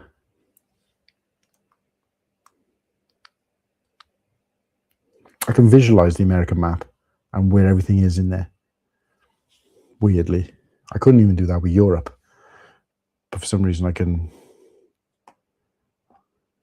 visualize it. If you gave me a jigsaw of all the pieces, I'd be able to slot them together because I got a rough idea of the shapes as well. But in terms of what state is where, and I could probably name all 50 states, but I do it by going around, across, and then filling the middle in. If that makes sense. Which is strange because I was speaking to somebody recently about that from the US, and they were saying even they wouldn't be able to name 50 states or where they all were. Building my first mega set to supplement my current Fallout TV series obsession. It's all right. Mega. So over here is Mega Blocks, but they do make some pretty decent sets, but they also make some crappy sets because obviously they're kind of what I found in the UK is that the best brand in terms of availability, price, and the quality of the pieces and everything is Block Tech here in the UK. I don't know if they exist anywhere else. A lot of places sell them. We actually sell them. The company I work for sells them, and they do some really good sets. They've done recently had this massive purple dragon in, and it's huge. But in Lego, it'd probably be $100, $120 set. But it's like 30 quid. But it looks amazing. I'd love to build it and just have it on display. Normally, they let us take home sets and products to kind of demonstrate them and bring them back to the store. But that's a little bit too expensive because we only get 2 or 3 of them in at a time. So if I took one of those home, it'd be like a huge cost to the business for nothing. Lewis is in the chat. Subscribe. Absolutely, mate. Subscribe. Indeed. You're probably the only person watching right now because I can see I got 1 viewer. I know that's not always accurate, but in fact, it's never accurate. But we did have quite a busy stream in here earlier, actually. And we're streaming to Instagram as well, if you didn't know, Lewis. So let's go and check out Instagram, see who's floating about over there. General Tron is over there. General Tron, I haven't seen you in the YouTube chat for a while, mate. We're streaming over there as well, so head on over there if you can. And I know you've probably already subscribed with us over there, but just in case you haven't, please go and do so. We're on the road to 1,000 subscribers on YouTube, and currently on 342, which means we've got 6 new subs today. And I want to keep pushing it. I want to try and get 10. Oh, I think I just saw a spider run across the carpet. Something just moved out the corner of my eye. What was that? Can't see it now. Just saw something go out the corner of my eye, fly across me, which is a fly or something. It's still a bit early for flies. But anyway. Yeah, I saw you streaming over there. I've been doing much with Lego over the past 5-6 months because my hands don't cooperate and my eyesight is failing. But I'm plowing through. Yeah, there's me complaining about my ailments while good old Papa Trip is over there. Body's slowly letting him down, but mate, you know, I think that's what's great about this community is that even if I've spoken to quite a few people who haven't been able to do Lego for one reason or another, maybe mental health reason, physical issue, whatever. But they still feel like they're part of this community and they can be involved in this community, kind of living vicariously through other people, which I suppose we all do to some degree on the social media with Lego.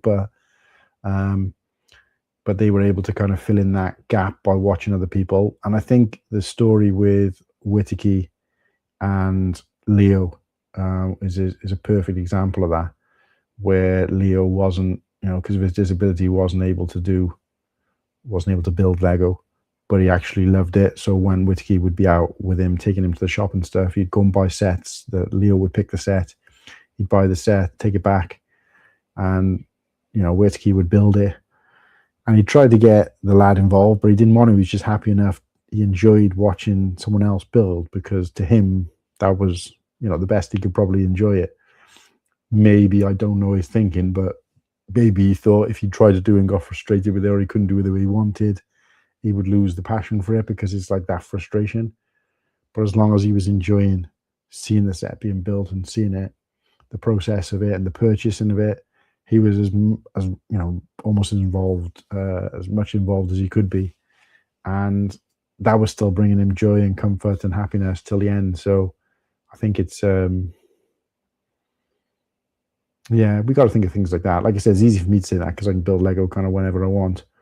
Not that I've got the best eyesight or hands in the world myself. To be honest with you, I'm probably going to get to that stage. The amount of times where Kirsty gives me a candle or something and says, "Oh, smell this one," and I'm like, I can't smell anything. I got my sense of smell is shocking. Or she'll be like, "Oh, feel how soft this blanket is." Can't feel very much with my fingertips. Like I can't feel textures and stuff, and I can't feel if things are hot or cold. Unless they're really hot, and sometimes it takes me a while to notice. Or if things are damp, if clothes are damp, I have to get Kirsty to do it, or I have to rub her on my face, which kind of looks weird. So yeah, so slowly, and I've started getting pains in my hand as well. I have to wear a glove, an arthritis glove now for this one hand in particular, which is probably from all the years of being in the freezer or whatever. But yeah, I just get pains in my hand. Kirsty's got this one cup that she's got, and the lid on it just seems to tighten itself up because of air suction, and I can't get a lid off it. So I'm now the guy in the house where I can't open jars and stuff because when I try to turn my knuckles, I get pain in my hands and stuff. My eyesight is shocking as it is, just because I'm so sensitive to light. So I'm on my way there. I'm on my way there, Papa. I'll probably be a few years. I'll be there with you, mate. But no, it's sad to hear that. But hopefully you can fill in the blanks with a Mega Block set for now, until you're strong or happy enough to do a Lego boy. I'm sure you've got a bit of a backlog going, building up. I left briefly to go up to bed. Back now. Oh, so you went to bed and came back? Oh, that was a short sleep. What do you mean you took your bits and pieces up? So you're I'm guessing you're sat in bed with your laptop or whatever. I'm blessed with a great life and spectacular friends like you, Martin. Love you, buddy. Yeah, I love you too, Papa Trip. I appreciate that, mate.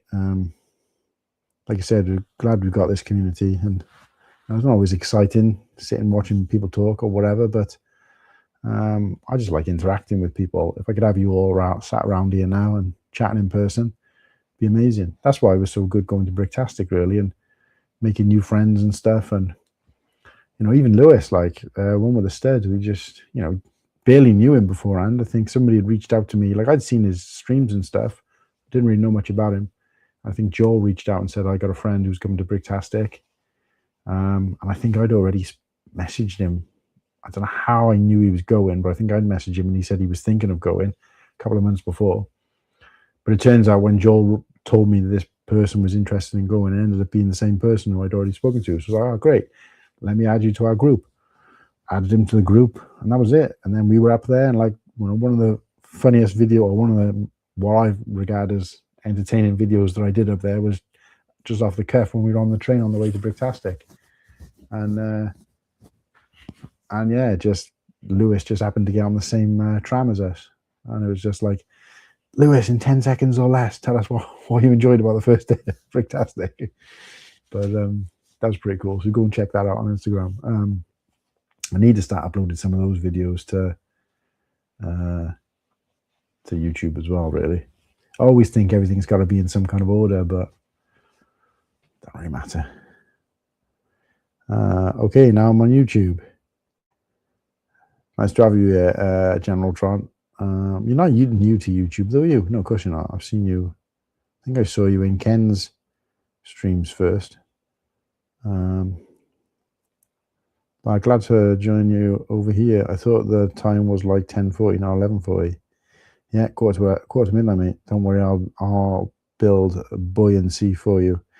Yeah, buoyancy. Keep that between the Bricktastic people for now, mate. Because there's nothing to say. It's not like it's a spoiler for anything, because nothing's happened. But I just randomly came up with a word. I don't even know whether Lewis was in that conversation, but in the group chat, I mentioned it. So all the guys, when we were at Bricktastic, were complaining about how you weren't able to get like a printed brick, a t-shirt, a pin badge, a lanyard, nothing. No like merch, official merch from the show.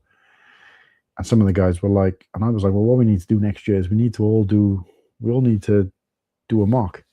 And then we'll get like the brick badge, a lanyard, we get all that stuff for free. You don't even have to buy it, because that's what they give you when you're, part of the show. Similar to what I do when I volunteer at the Brickfest events I do. So I said, we just need to all do that. I said, what we should do is we just come up with some random word and as a theme, and all of us build something without knowing what each other is building based on that theme, and then all come together at the event and put them all together. So we do like a little 8x8 tile, design it, 2-dimensional, 3-dimensional, whatever you want to do, bring it, and then stick them all together. So say there's, 12 of us, we'll arrange them all together, and then that's our mock. And if it just looks like shit or garbage or whatever, we can get away with saying it's abstract, and we can say, yeah, these guys built this without planning it, and we just brought it together. It was completely unplanned. And that's the kind of abstract part to it, the fun part. And then we can bugger off and enjoy Bricktastic and still get all the goodies for like zero effort. So I suggested that, and I was like, right, we need to come up with some random name now. And I just, out of the top of my head, just came the word buoyancy. I was like, right, buoyancy is the name. And then, of course, now I've thought, because we keep regarding ourselves as the UK boys, which is BOIS. So we've now called it buoyancy, as in BOI, and then YANC. So buoyancy. I don't know. It's just a bunch of bollocks, basically. But long story short, buoyancy is going to happen in 2027. So keep a lookout for buoyancy at Bricktastic. But I think I met you over Fairy Brick stream. No, I'm sure it was before that. Oh, no, sorry, that was it. That was when Joel said to me that he had a friend who wanted to join the charity stream. And it turned out it was you, who I'd already had a brief conversation with, maybe over over chat on one of your streams or something, that you were going to Bricktastic.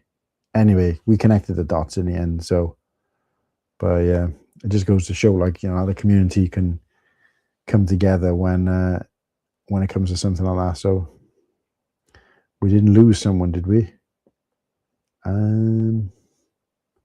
Oh no! Don't tell me. Oh, we've lost a sub, have we? No, we haven't lost any subs. I'm not sure what you mean by that. So,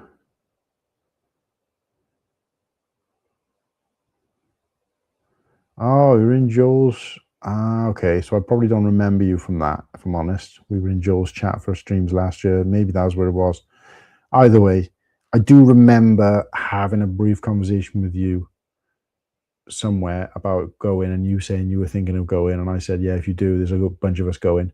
And then didn't speak to you for ages until I asked you to add you to the chat. But have a good day or night, everyone. Got to head out. Suburban Stuntman, thanks for joining us, mate. Really appreciate you. It's nice to make another new friend. And again, I'm not sure whether you managed to pop on, because I'm not in control of the chat during our normal show on Sunday.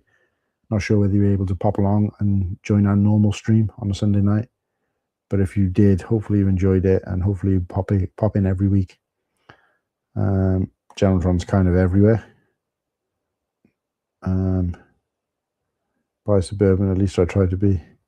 Yeah, that's, I think, where I remember seeing you first, because I remember thinking, is that a coincidence that his name is General Tron and it's the 4 dots to make up Tron? No, it can't be. He must be a Tron fan. Whether we had a conversation about it, I don't know. But because Tron would be my number 2 next to Star Wars in terms of sci-fi. Probably in my top 10 movies of all time as well. What did you think of, probably asked you this before, but what did you think of the new Tron movie? I'm trying to remember what the bloody name of it is. Tron Ares. What do you think of Tron Ares? I didn't think it was a awful film, but I think I preferred the second film to Tron Ares. But I do like that they've kept it open for an opportunity to move forward.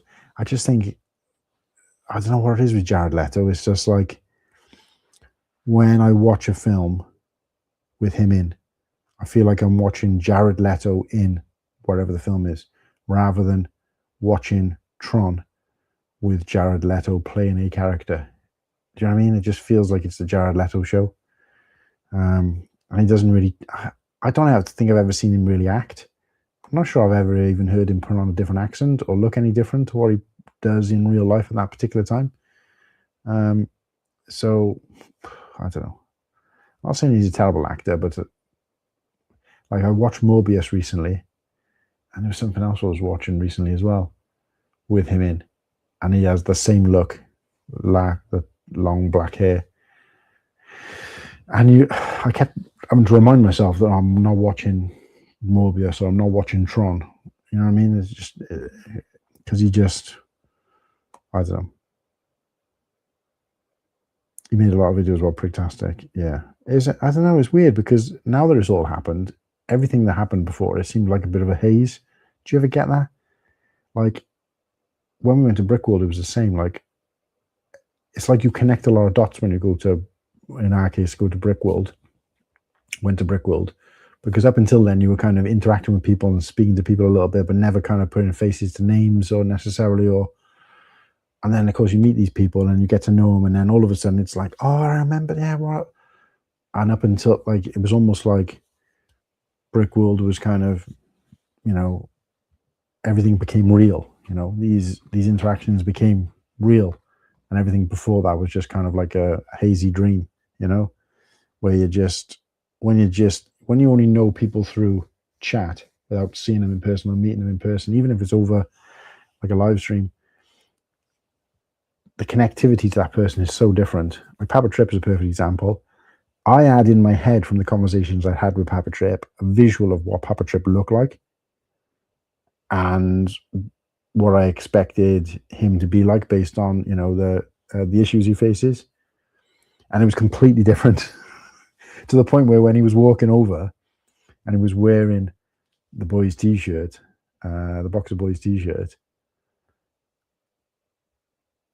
I I should have been able to put two and two together and work out who he was, but I just had no clue. I was just like, oh look, there's another ACOB fan over there. And then he started talking. I was like, you don't look anything like I was expecting you to look like, or whatever. So, but yeah. Sean, hope you're feeling good today, bro.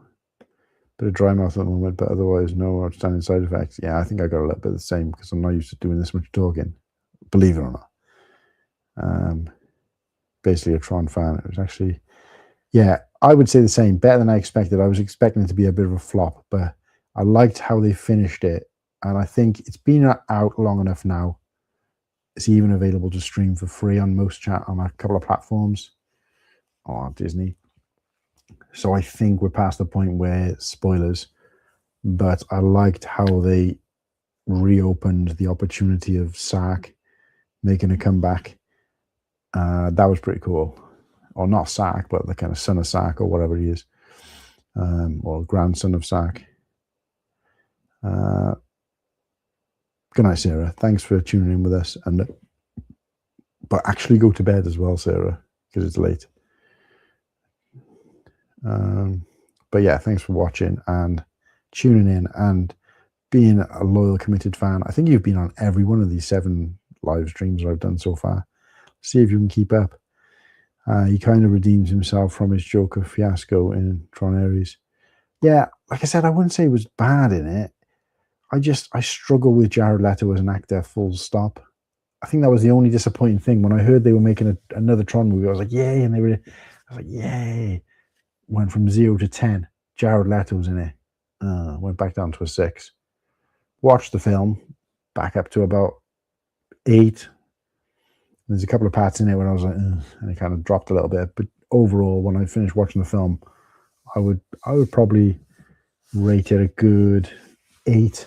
But I think most of that was based on the excitement of getting on a new Tron movie, the visual effects, the inclusion of some of the things like the little Easter eggs they did with that. I can never remember the name. I'm not much of a Tron fan, but the name of the kind of big kind of blocks ship thing with the bits that point in, and then gets damaged on the corner, like when Clue, oh wow, not really Clue, when Jeff Bridges' character Flynn is piloting it and he knocks a piece off the bottom and then he's kind of hanging off and then he carries on piloting it around. I saw like little bits like that. There's subtle nods to the original, and when he goes to the when Jared Leto's character Ares goes to the grid, to the original grid, and the ball thing is there. I can't remember what it's called. That talks to him. That's pretty cool.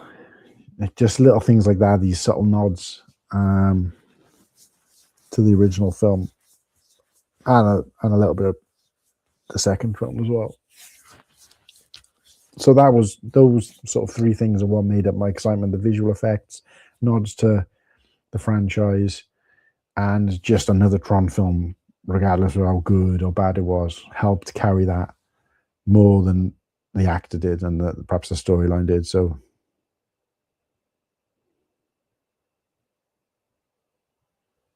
yeah, I don't think he's gone up in my book since then, but he definitely didn't go down. I found recently lacking energy on my streams and also finding what to build.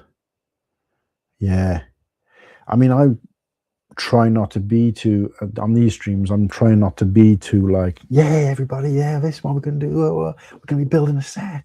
We're going to be doing this. We're going to be building a mock. I wanted to set the expectation from day one because I knew I wasn't going to be able to keep up that energy level, especially when I'm back in work, but certainly not for like 70 or 80 days or whatever we end up doing.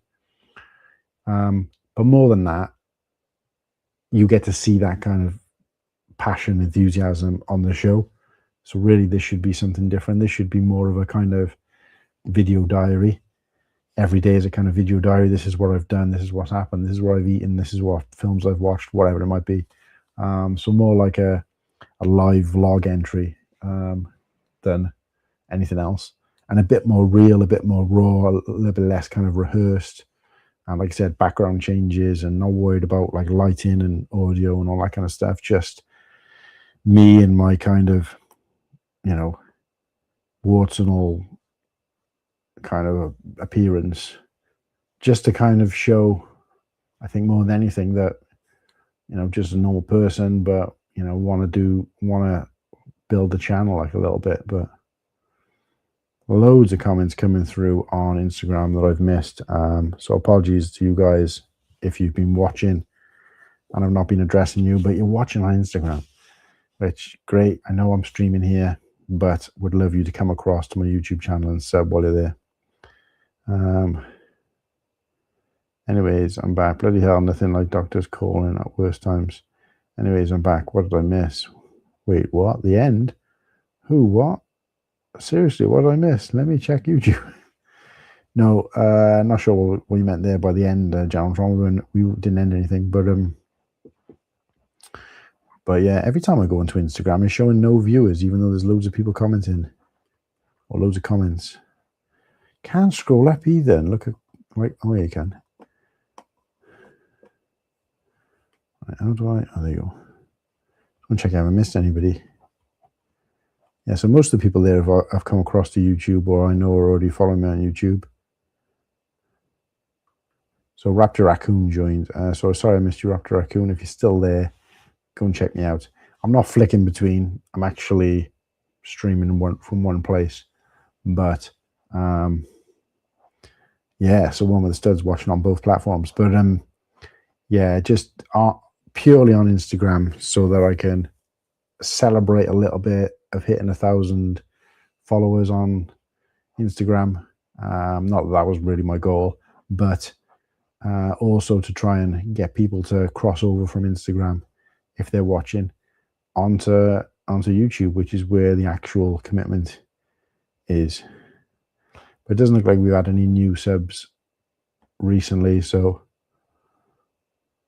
if we'd had a couple of new people come in the last 20 minutes, half an hour, I might have been tempted to try and push on till 10 subs, but no new footfall recently, so I think might call it at 2 hours. So we've got a couple of minutes, 4 minutes before we call it a night. I can get back to watching my film. Disney Plus is where I saw it. I'd have to agree with that rating. What Tron? Yeah, I went to see it in the cinema actually, and I'm glad I did, because it is the kind of film you want to enjoy. I think I've seen. Obviously, I didn't see the first one in the cinema. I think I was too young, but but the second one I did. I watched that in 3D as well. 3D was relatively newish then, and it was class when the Disney castle came up, and then like the word Disney was like zzz, zzz, zzz, like a kind of digital screen type thing, which I thought was pretty cool. And it looked like it was like floating in front, because obviously it's in 3D. But the original is, yeah, I'm actually a bit of a stand for the second one. For me, the second one is quite close to the first one, because again, just seeing it in the kind of new age style was just amazing. Yeah, well, I knew that it was the Tron Identity man, because I just didn't put two and two together in terms of like, was 100% sure that there wasn't just a coincidence, and that picture wasn't part of a bigger picture of something. Because obviously when you come on here, the majority of things you see are Lego related. So looking at that tiny little icon, because I can only see it like, this big on screen, my immediate thought was that it's like a black Lego plate with 4 blue Lego bricks on it. But I saw Tron in the name, and I thought the way the word is General Tron, as in like sounding more like, when you read it out, or when I read it in my head at least, sounded more like Megatron, Decepticon. So I thought it might have been a Transformer thing. It was only afterwards when I thought, wait a sec, Tron, and the T from Tron, from off his thing. I was thinking, wait, is that the same thing, or is that just coincidence? Is that Lego bricks, or is that the actual? Yeah, so I just didn't pick it up like that, which I guess I should have, been a fan. But and I made it using 4 of the now you answered the question. I was literally just asking. Made it using 4 of the medium blue cheese wedges on a black plate with black light on it. Ah, okay. I honestly didn't read that comment when I said what I thought it originally was. So I was actually right. I just didn't put two together. What Tron should I watch first? Think I've watched one of them about 10 years ago. Obviously, you got to watch Tron. Then you got to watch Tron Legacy. Then you got to watch Tron Ares. It's not like the Star Wars movies where you could potentially enjoy them out of order to some degree. And I don't mean like watch 2 and then 1. I mean like the trilogies. But with Tron, you've got to watch the first one first because the others just wouldn't make sense because they constantly make reference, and the story carries on essentially. So yeah, you've got to watch it from the beginning. I try to have chill streams, but it's just the lack of energy to build a bit. No, I get that. You can kind of get a bit. I try not to build too much on streams because I don't want it to take, like, for me, building is quite personal. I don't mind doing it on streams, and I do from time to time, but there's some people who do like a stream every week and build. And for me, my build time, my Lego time is quite personal. I prefer to do it, and I won't say I haven't dabbled in it, but I prefer not to kind of film it or do content on me building, because I like take a photo beforehand, take a picture afterhand, tell people what I'm going to build, maybe from time to time, but very rarely do a live stream build. But generally building 9 times out of 10 is something I do whilst watching telly, whilst watching Star Wars, or, in peace. You know what I mean? So to me, it's like kind of reading. It needs to be done with nothing else is going on, So I think you promoted the wrong platform. Yeah. Yeah, no, that's just a byproduct. I've never promoted myself on Instagram. I mean, I do content on there, but the majority, like 99% of the content on there, is the promotion of the YouTube channel. So it's always taking people to the YouTube channel or sending people to the YouTube channel or links to the YouTube channel. It's the majority of what I do on there since day one. So to get all those followers from not doing that, I think is quite interesting. What's the film? What do you mean, what's the film? I'll have to make a small brick build badge if I ever get to a big convention like Brickworld. Whereabouts are you in the world then, General Tron? I know you might have said before, but obviously it's quite hard to, when you haven't got faces to names, I find it hard to remember where everyone's from. You'll have to let me know where roughly you're from. But yeah, if we ever get back over to Brickworld, it'd be great to get you there as well. But that'd be cool, a Tron thing. And I'm going to tell you in a sec about a Tron mock that I've got planned. And I say planned, I've been thinking about it for ages and never really done anything with it. Because I'm in this world now of that would make good content. And I know I just said about not building, but I'm not talking about building a set. This is the process of me building. So I won't film myself building this Tron mock that I've got planned, but I will tell people like how I'm going to do it, how I'm going to approach it, where I'm getting the ideas from, what parts I'm going to use, that kind of thing.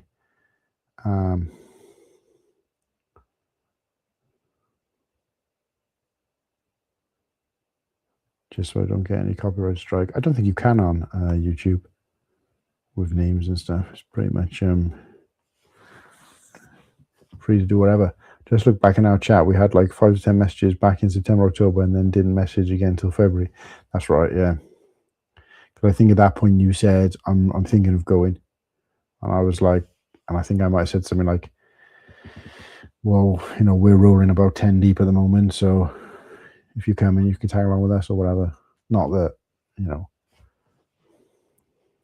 you necessarily would want or need to do that, but if you were, potentially going alone or whatever. You said you were going back to watching a film. What film? Oh, so I was watching a film called The Bluff, which has got I said his name earlier on. I've forgotten it. I'm terrible with names. He played Judge Dredd, a Kiwi guy from New Zealand. Oh, obviously from New Zealand.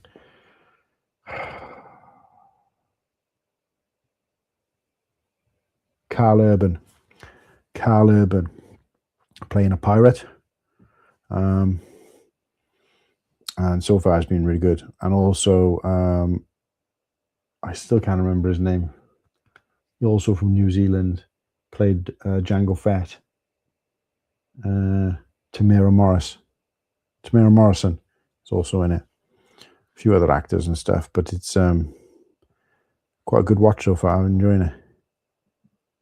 Never met anyone in person. I've only ever been in chats. Yeah, that's good. You know, that's fine. Some people are happy with just that.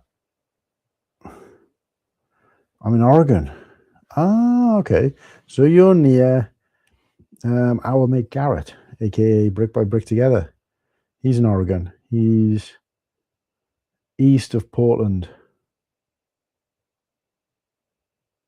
Is it Portland? Now I say that out loud, it don't sound right.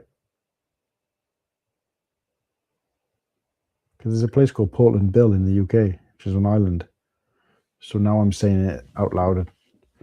Portland, Oregon. Yeah, I think it's Portland. Anyway, he's just east of Portland because he flew from there to Brickworld. I know it's quite a big-ish state or a medium-sized state, but quite near to Papa Rex, though, I suppose. Portland, yeah. Oh, you're in Portland. Oh, there you go. So, who's in Oregon that I know? Brick or Brick Together, and another guy called. They both went to a convention up there. I met him at Brickworld as well. And those guys have done streams and stuff together. I just can't think of his name. I'm pretty sure it's what I called Lewis by mistake when we were doing a streaming thing. What's his bloody name now? It's got letters, numbers in it.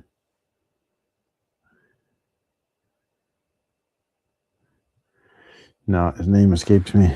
TPC, yeah, that's it. TPC. He is, I think his name is, what's his name? Tyler? I think his name is Tyler as well. I want to say it's Tyler.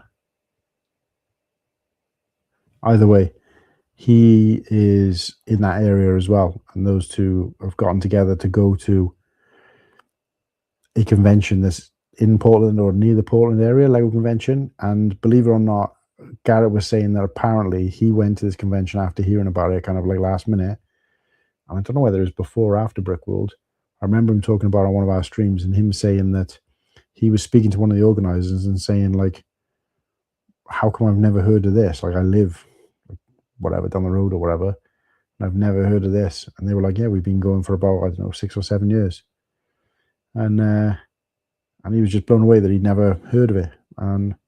And I was the same, because I'd never heard of I didn't know there was any UK brick conventions for the first, like, 10 years that I was into Lego, back into Lego. But yeah, so there is actually, if you look it up, there is a Lego convention, a relatively decent Lego convention that happens in that area. And I know those two went to it, I believe, together. Must have been after Brickworld, but yeah, reach out to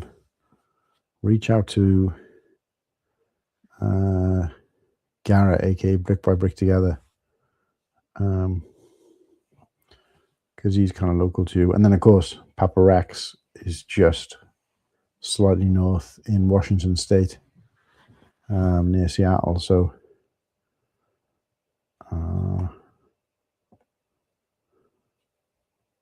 Bricks Cascade, that's it, that's the one. fair size-ish state, yeah. I mean, pretty much all the states over that side are kind of like squares.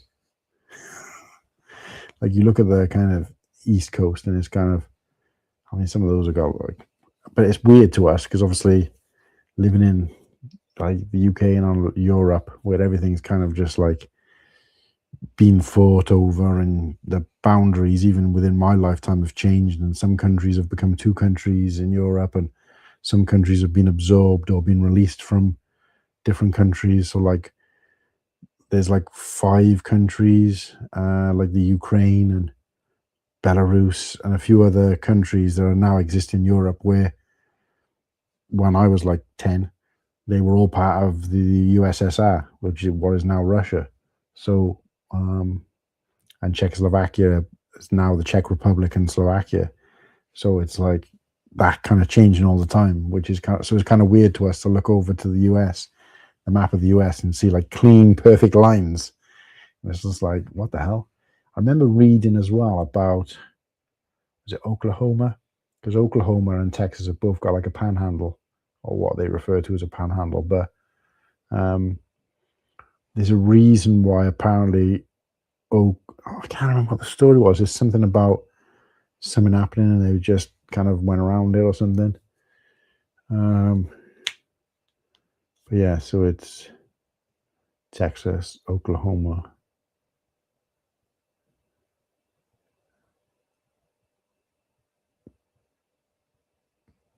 I can never remember if Kansas is above Oklahoma or Arkansas. Then the other one's just underneath Missouri. And then you've got, what do you go up to then? Nebraska? And then you've got the I's. So Iowa, Illinois, Indiana, then Ohio, going up and across. Yeah, I love just visualizing the US map and the states and how they all kind of fit together. It's just so such complete useless knowledge. But anyway, I only knew about Bricktastic for a while and then heard about Brick Festival. Yeah, definitely try and get along to a Brick Fest. And if you get the opportunity, volunteer for them. It's so easy to get. Like they're always looking for volunteers for Brick Fest. It is a long day, and you've got to kind of push to have a break, because if you let them, especially on your first shift, they provide lunch for you, which is like a packed lunch type thing, sandwiches, crisps, chocolate, drink, or whatever. But if they have their way and you let them, they'll allow you to just eat your food on the side quick and then get back to work. And you're there for 11 hours. They want you there from 6 o'clock till 7 o'clock. From 7 o'clock till 6 o'clock. And it's relative. You're on your feet that whole time, but it's relatively like physically challenging at the beginning, at the end, because you're setting up all the tables and stuff. So you've got to reserve some energy for the end. But at the end of an 11-hour shift, when you go to start packing everything away and physically moving everything, it is challenging. But I always say, no, I'm taking a break. I'm working here for 11 hours. I think I can take a break. So I end up taking like half an hour, an hour, and I like, go away somewhere or have a little look around myself. But other than that, it's great. You get to meet some new people. You get to, use different tech, which I know you'd be into, Lewis. If you're checking people in, you get to, help to, at least on your first couple of shifts. I'm at the point now where I actually run the events. I've been running the events for the last 2 voluntary shifts I've done. I've run the events on my own, because they've been short staffed, and they're just like, you've done it before. Are you happy to do this on your own? Like, yeah, great. So we run events like with the kids and stuff, and doing that kind of getting them to do like building competitions and stuff. So we're very active in the whole Lego community as like a peer. You get a printed brick for the name of the convention. So like I've got like a pile of them now. And you only get them if you're displaying or if you're volunteering. You get a t-shirt, which you get to keep, even if you don't end up doing another shift.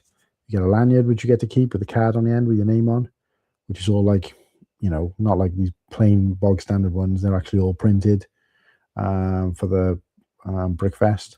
It's mostly yellow. T-shirts are green. The current t-shirts as well have got like the Lego space symbol on the front. And on the back, it's got the gas, like the backpack printed on, with obviously Brickfest and stuff on it. So they're pretty cool t-shirts as well. You get to chat to some of the mock creators and some of the vendors as well as they're setting up. So if you see something you want, without, obviously you've still got a job to do, but a couple of times I've been like setting up, and as I'm passing, I've seen like a set that I want, and I'm like, I'll take that. Will you put it by for me? I'm like, yeah, great. And then I collect it at the end, because obviously I can't carry around a set when I'm working, and it'd be a bit dodgy to be going buying stuff while I'm supposed to be working. And then at the end, even better, because you see people packing stuff away, and if you see something you want, they'll give it to you for a much cheaper price. I mean, they will anyway, because you're working there, so they class you as like, it's like kind of like a staff discount type thing. So most of the time, even when I haven't bartered, they've given it to me for a cheaper price than what they had it at. But also because they don't want to have to pack it up and take it home. So there was something there for 50 quid. They were selling it for, and I'd seen it in the day and thought, well, I'll see what it's like later. And I managed to get it for, I think they said, oh, give us 40 for it. I said, oh, will you do 30? And they were like, yeah, job done. Can't remember what it was, but it was a set that I wanted. So there's that. What else? Every time I've gone around like clearing up afterwards once they've packed all the Lego away, and picking up like all the Lego on the floor, and picked up like a collected like a huge bag of Lego. What else? Yeah, water all day. You get to have drinks and snacks and stuff. It's definitely worth doing, but it's so easy. I've tried to get Jason, Fix My Brick, to volunteer, because he's someone I've gotten to know just in chats, and worked out he's from here near me, and I met him. I didn't actually know who he was, but he knew my face from the shows, so he grabbed me when I was at the most recent one I went to in Cardiff, and he was like, oh, how's it going? My name's so-and-so. I've seen you on your show. And I was like, oh, great to meet you. But obviously I was busy, so I couldn't chat with him. But I said to him, now, there's another one coming up. You should put your name down to volunteer, which he has. And you basically do it through the website. You volunteer, and you get it. I think you might get an email back to say, thanks for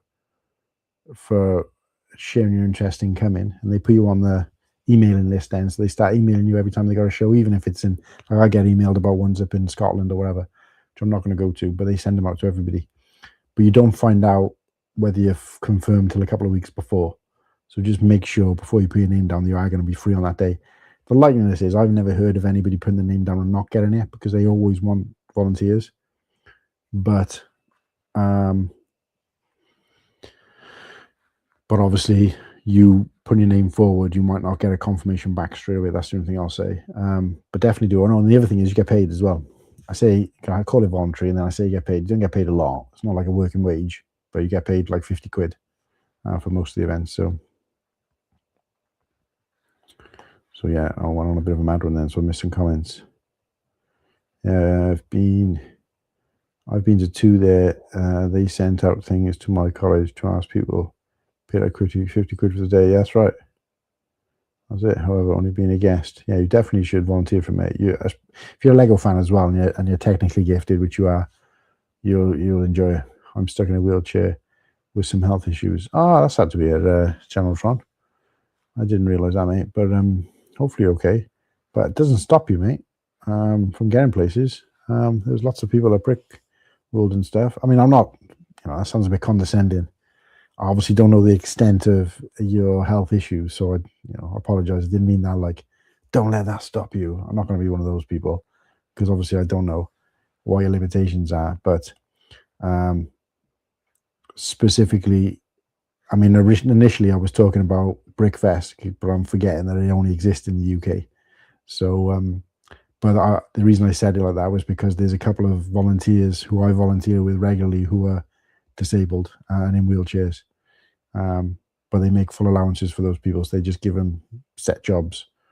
But of course, forgetting you're out in the US, so Brickfest don't exist there. So I don't know what the sort of mobility of options are. It's different in the US. In the UK, they're actually pretty good, where like there's laws in place where everything has got to be fully, accessible. Whether it's like that in the US, I don't know, because obviously, I'm not really looking at that kind of stuff generally. But depending on the level of your mobility, yeah, even with Brick World, saw quite a few people in wheelchairs, and I know that Brick World is fully mobility capable because it's all on flat surface. There's no like slopes or anything. From the car park, it's all on the ground floor, and even if your hotel is in the higher floor, there's lifts. So there wouldn't be anything that I can think of. In fact, nothing we did even outside of the hotel in Brick World, there would have been any limitations. So yeah, I mean, obviously I'm not going this year, so I'm not going to try and encourage you to go this year. But if you potentially want to go back in 2027, if you want to go, mate, I'll be more than happy to help you out, be a chaperone, or we'll find a way around, mate. But again, I don't know what the limitations are for you.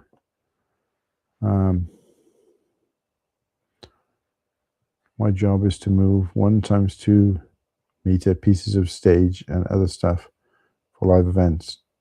Oh yeah, I remember you saying that actually. You do that kind of stuff already. That's cool.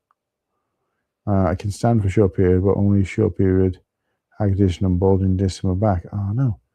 While there is cancer in my adrenaline glands. I remember you telling me before now actually about this.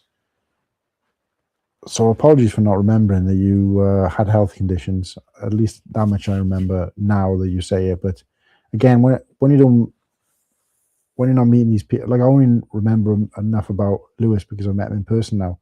Otherwise, he would just be like a name.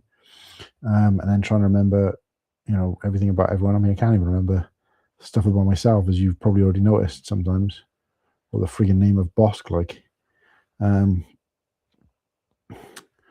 But yeah, but no, when I was talking about volunteering, I was talking specifically about Brickfest, and it only exists in the UK. So that was more aimed at Lewis. I do apologize. It was a bit of a kind of one-way conversation, but yeah, I was just saying to him that he should definitely volunteer for them because they're up and down the UK. It's a little bit different in the EU.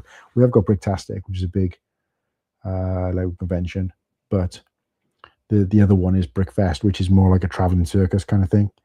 So they're never in multiple places at once. So it's the same like show, but it travels around the UK. And they're not constantly traveling because they only do events on weekends. So during the week, obviously, there's nothing going on.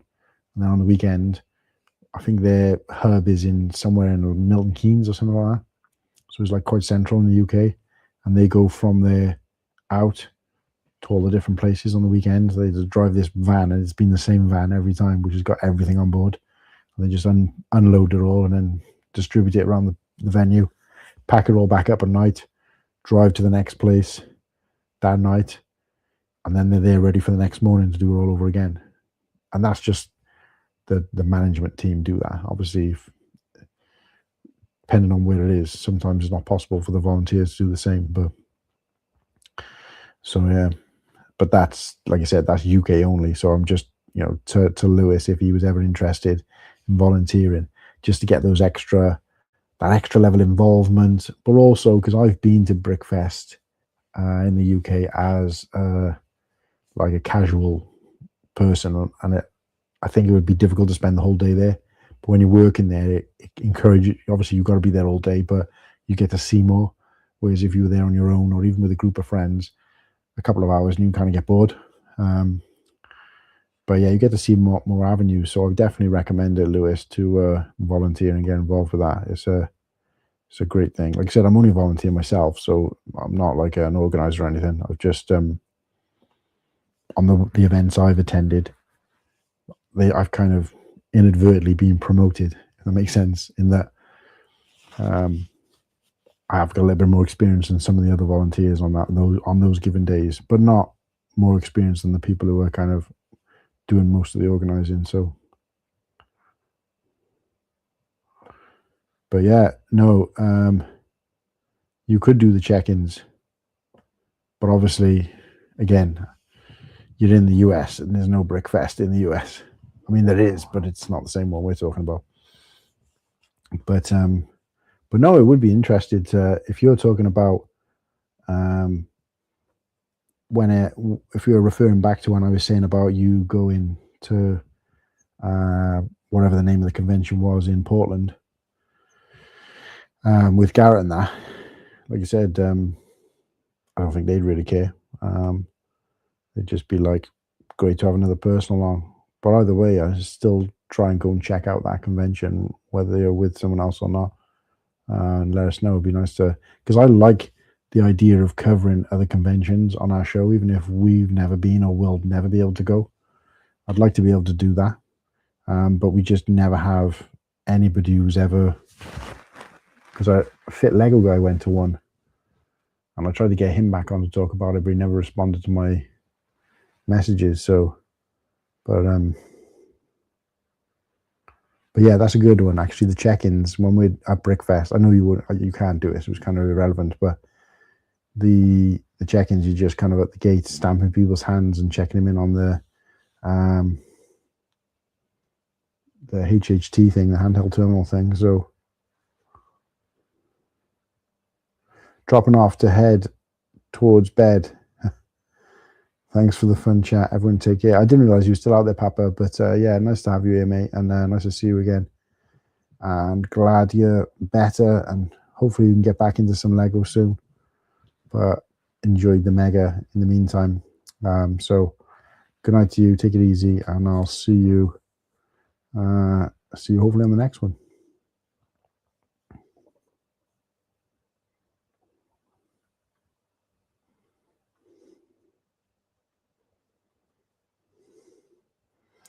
I also met a couple of people at my local Brickfest, and then also two of them I spoke to while I met them at Bricktastic again, planning on displaying this year. Okay, well, that's what I'm probably going to do, just in case Bricktastic does say. I mean, it doesn't say anything about it in that website screenshot you sent me about having to have displayed before, but just in case, I think I might do it at a Brickfest, because especially if I'm going to be there as a volunteer, because I get paid for that then as well. So I get paid double basically just for having a build there. It's just trying to find the time to find something to build, and obviously what they like you to do in a lot of cases is leave your build with them, and then they pay you then for each time it gets displayed. But in my case, I think I just take it to the one that I'm displaying at. So the next one I've got is in April. So if I can get it sorted by then, or probably need to get it sorted before then so I can let them know and they can authorize it or whatever, then might do that. And have extra money. Oh, there you go. So yeah, sorry mate, I'm struggling to keep up. I'm starting to get tired myself, I think. Trying to keep up with what I have said and what I haven't said, and what I've read and what I haven't read. So you said about Brick Cascade. I didn't register that you had actually been before, so you've been 3 times. So yeah, nearly time for 1 a.m. content again. Yeah. Oh, I mean, this now does this class as my stream for Tuesday as well now? I mean, was I specific in that I said that I'd stream every day, or I will be streaming every day? So if I go from 11 till 1, is that classed as one stream but over 2 days? That seems a bit of a cop out, so I don't know. Yeah, just as a paying viewer. No, I think I mean, if you're able to get around that festival and enjoy that festival or that event, I can't see why there'd be any limitations on you volunteering at it. But it's definitely worth looking into. But I'd love to hear more about the event. It's just, whenever you attend, so perhaps we can get like you, TPC, and even if you don't end up going together or just talking about it, I'd like to get you guys on to talk about the convention, so we'll show some photos and what kind of thing, how good it was or whatever. That'd be interesting. I'm sure if you can leave a build with them, maybe should leave you a small build and like slowly. Yeah, so I think the way it works is they told me about it quite early on, is that they asked, do I do mocks? And I said, well, I've dabbled a bit, but my main focus is my my show. I fall into the category of show host and live streamer more than like mock builder or collector or displayer or builder or whatever it might be, all the different sort of facets there are. So most of my time and energy goes into that when I'm not doing Lego. So to then find time to do like a mock as well, and of course document it for content in some way, I just never find the time. So yeah, but apparently if you're willing to give them a mock, what they do is they keep it, and the way it works is they have, say, I don't know, let's say for argument's sake, 20 tables of mocks at every event, and they've got 100 mocks in their back stock, including mocks that they've, some of them have made themselves, and mocks from like people like me or whatever.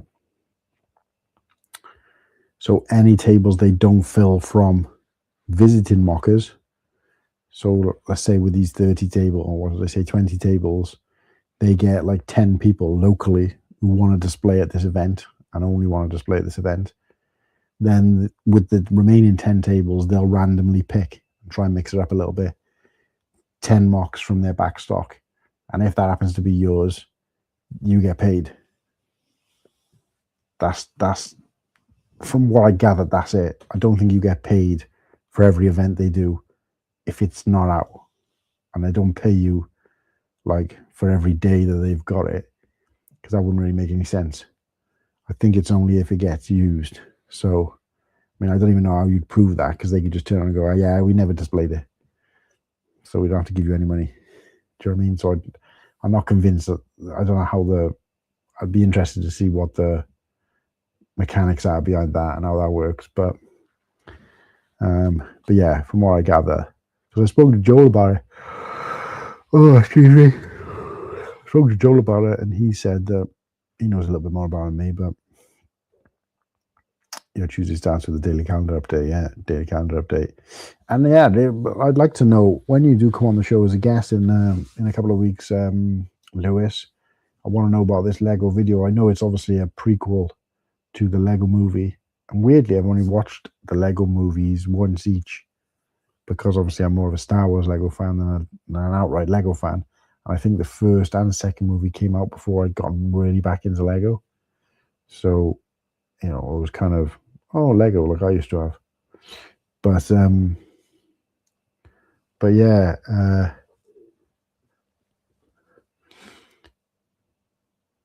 yeah, so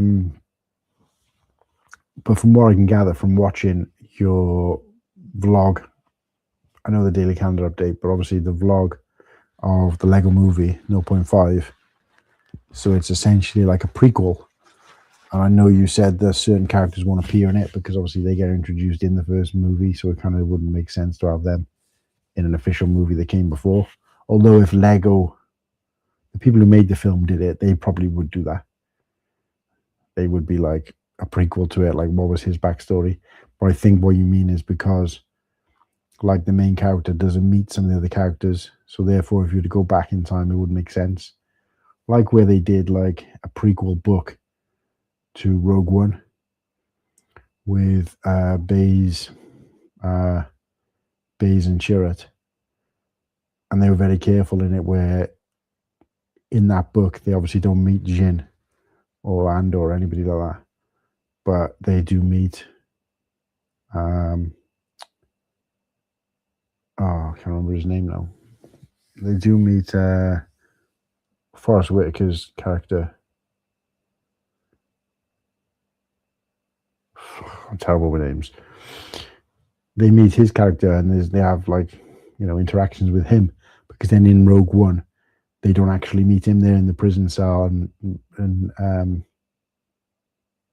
Saw Gerrera, yeah, of course it is.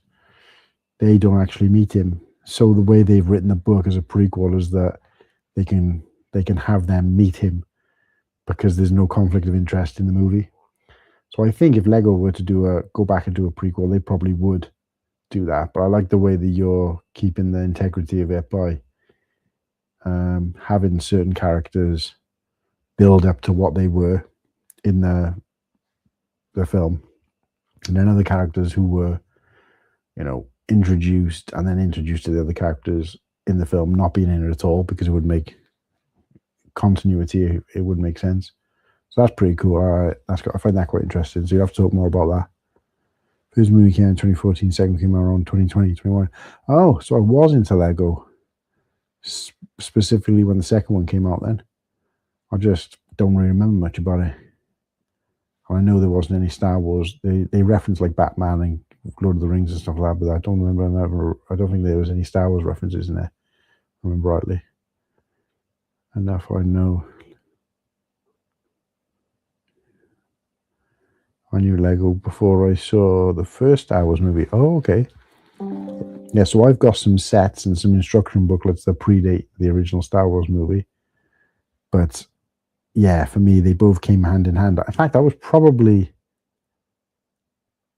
kind of the same as you, actually, because I remember playing with Lego, and I know I was playing with Lego based on some of the sets that I've got now, which were born when I was a baby, which were bought when I was a baby, and I would have been playing with when I was probably 2, 3.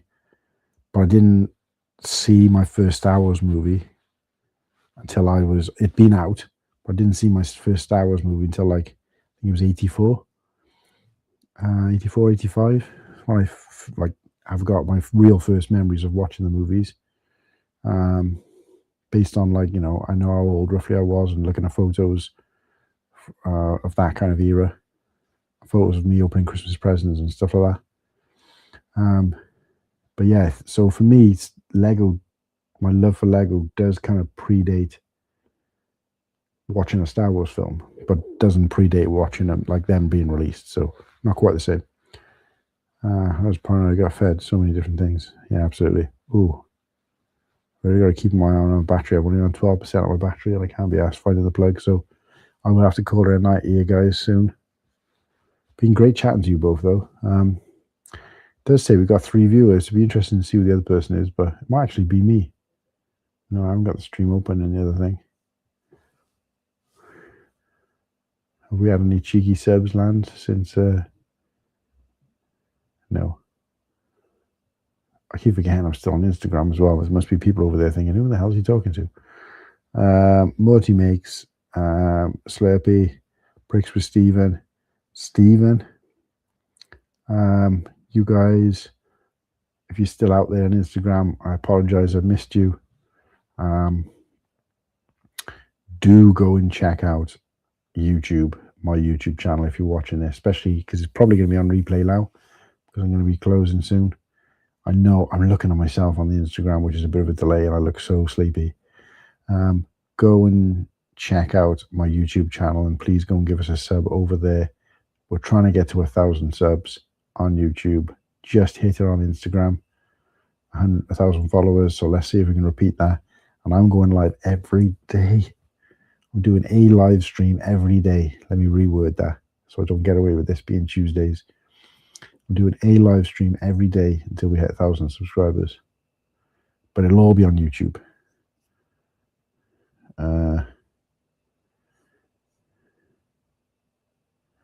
It was a very small release due to COVID.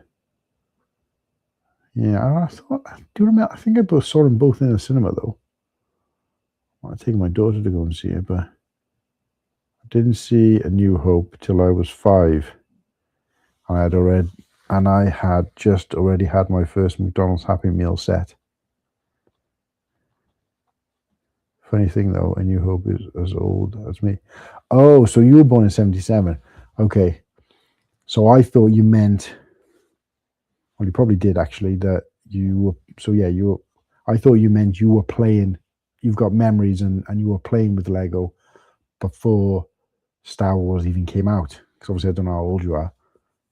But yours is probably a similar situation to mine then. So your memories of Lego and Star Wars were roughly the same time. But for me, I've probably got, not that I can physically remember, but I've probably got memories and experience of playing with Lego before ever having watched a Star Wars film, regardless of when it came out.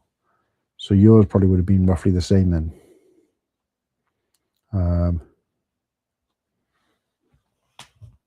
Because if you were 77, you wouldn't have watched A New Hope till you were till you were 5, which would have been in 82.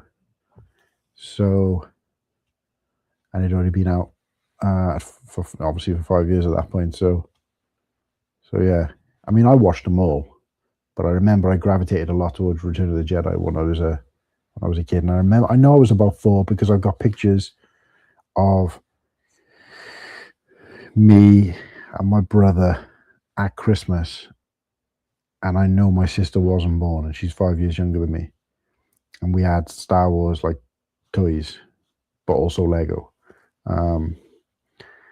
But obviously I've got Lego sets that I know are mine that are older than that, which obviously I wouldn't remember playing with because I was younger. But because when I was the following Christmas, when my sister was born, which would have been 1985, we were in Germany. And that was, yeah, so it would have been 5. We were in Germany because I remember my sister being a baby when we were out there during the Cold War. Jesus. Miserable. But, and we had Dune toys then as well, because my parents had to buy all the toys for us and stuff while they were out there. They couldn't ship it all across. So, because we went on a ferry across the Black Sea. So, not the Black Sea, sorry, the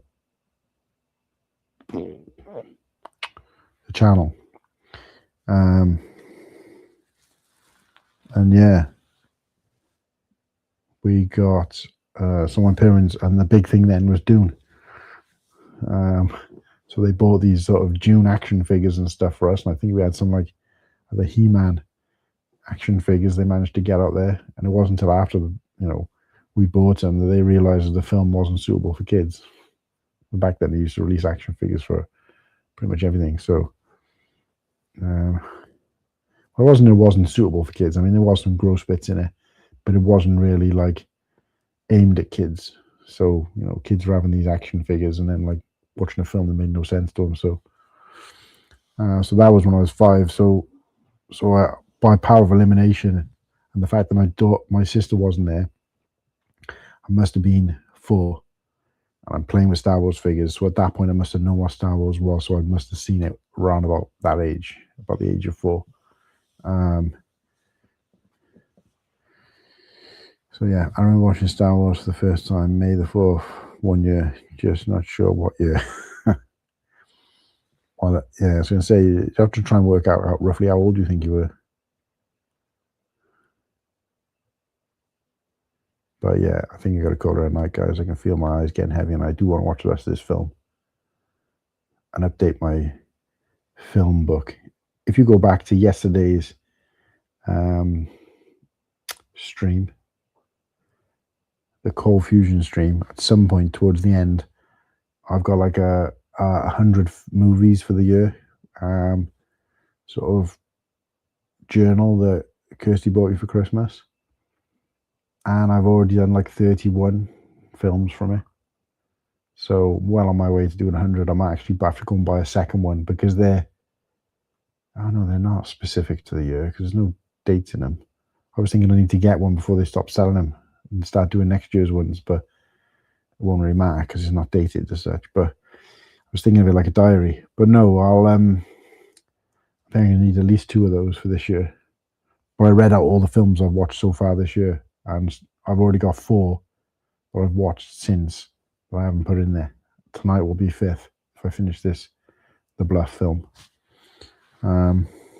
Somewhere between 3 and 6, so about 2010 and 2013. Oh Jesus, showing you, making me feel old there, mate. My daughter was born in 2013. Phew.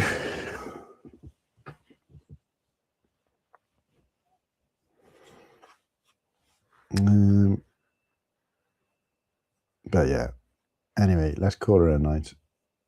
I can feel my throat going. I haven't even touched my water this whole 2 hours and 45 minutes.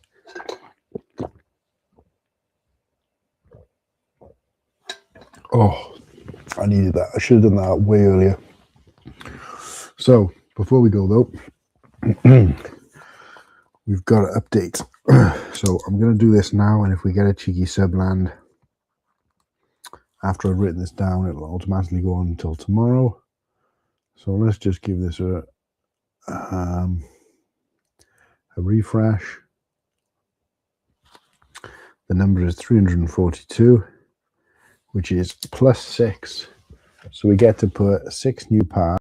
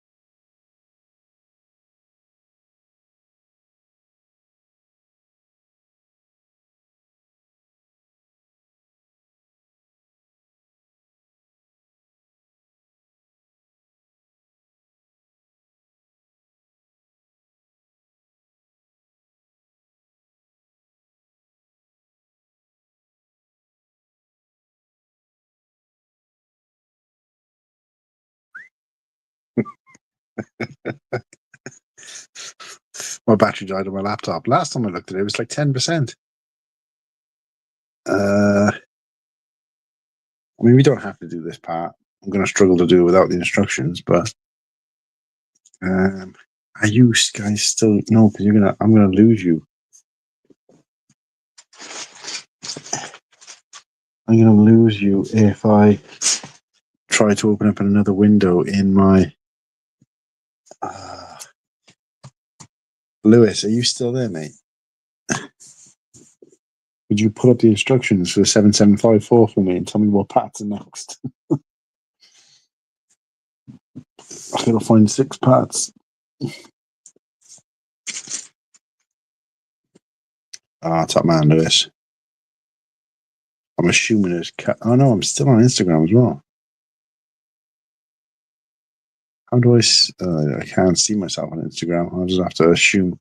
If you guys are watching me on Instagram out there, I apologize. I can't see any of your comments because my laptop died and my phone only has the capability to be in one stream or the other. So we're about to close it off anyway. But we got 6 new subscribers joined in the last 24 hours since yesterday's stream. And therefore, we got to add 6 more parts to our 7754 Lego Star Wars Home One Mon Calamari Starship Starcruiser. And it's one part for every sub, slowly building it as time goes by. And any idea what step? No idea what step, but if I show you, I know that I was about to add this piece. So it's bag 1 of 3. I was about to add this piece. I've already added the one on the my right, your left side. I know the other one's got to go there. And then I need to know the next 5 pieces after that.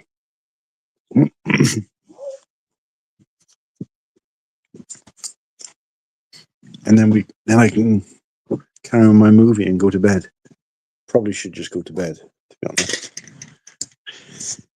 At this point, I was only going to be on for like 10 minutes, but I got too carried away talking nonsense. So there you go, he's got it. So is this piece? What's after that? You describe the piece to me. This will be fun. I should do this on every stream. Get whoever's in the chat to try to tell me what piece is next. Yeah, good night, Tron. Thanks for tuning in, mate, and thanks for staying with us. And hopefully catch you on tomorrow's one. Tell me a time that suits you, Tron, and let me know on Instagram, and I will try and stream tomorrow at a time that suits you, mate, if it's possible. Always love having a chat. You need two 2x10 tan plates. Okay. So so this piece is going on, this piece, and obviously the same one again. So those three. What else? Oh, next to, there's a freaking $sign in the way of your comment. What do I get rid of that? Next to the two green engines. Okay. And then a third 2x10 plate. A third 2x10 plate. Oh, in tan again as well? That one also in tan? Assume so. And two wing something pointing out the front from the plates forward. Color. These. So yeah, so that third piece was tan. And two wing plates pointing out front from the plates forward. Dark grey. Dark grey wing plates. Don't trust the renders on those instructions, mate.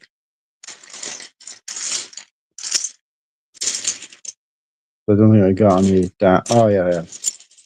My mistake. So these ones, yeah, with the two studs.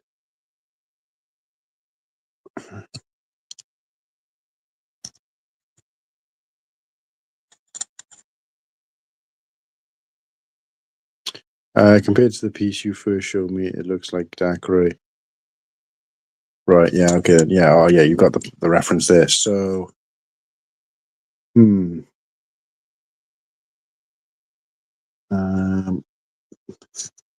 so I'll try and, if you're looking at the set there, assuming you can see it, I know this goes here. Where do the tan plates go? Are they there?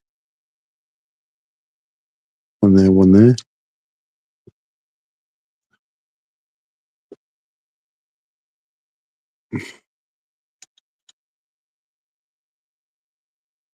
To work out. This would be interesting if we can do this via chat. This would be amazing.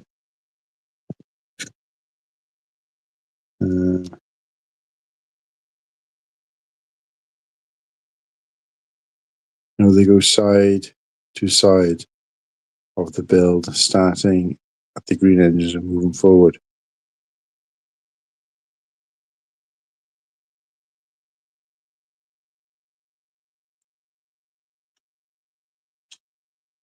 What?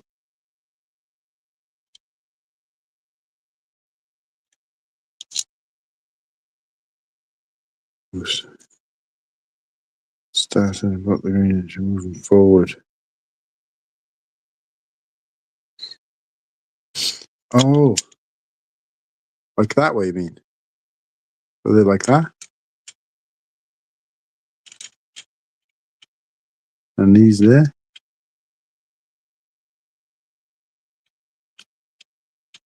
Am I doing that?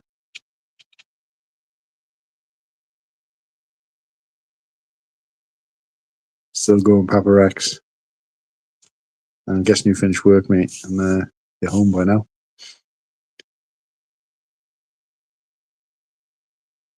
Oh, so Lewis. So yeah, Lewis. So the way I've built that, is that right? Just to double check. Can you see that? Is that how it should be built? Double check I've got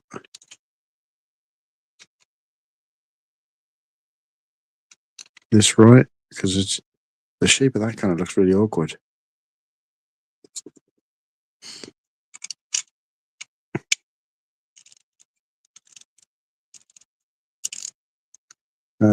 Then looks like you need a 1x6 from just under the last.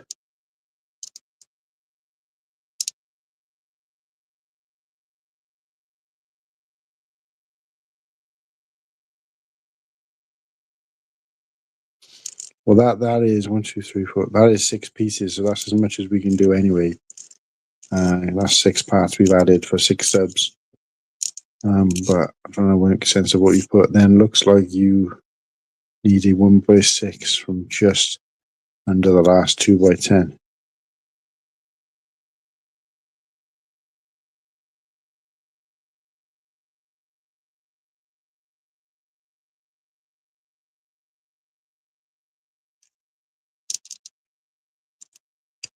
Not sure what you mean by that, but obviously I don't need to worry about putting any more pieces on until tomorrow.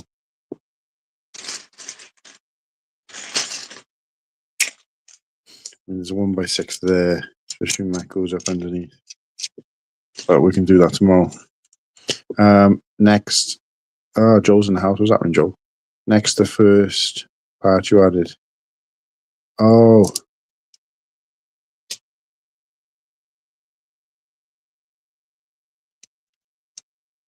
Well, we don't have to worry about that till tomorrow. But as long as you're telling me that this, hold it up now, I guess, that this is correct, and this is how I should look after that step.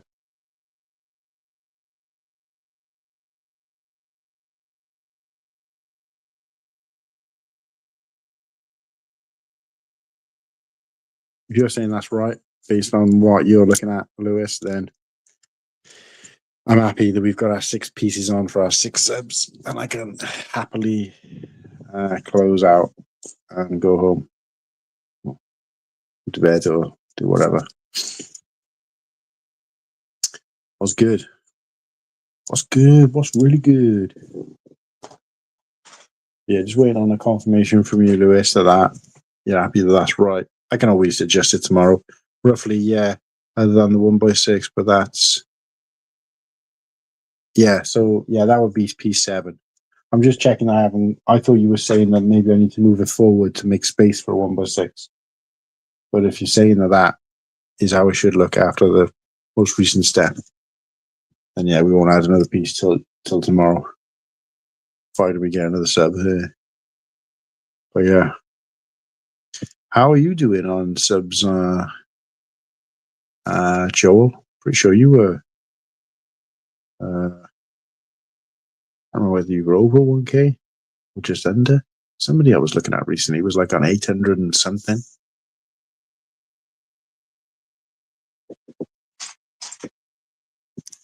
You're in the short chat. Oh, you're watching it on...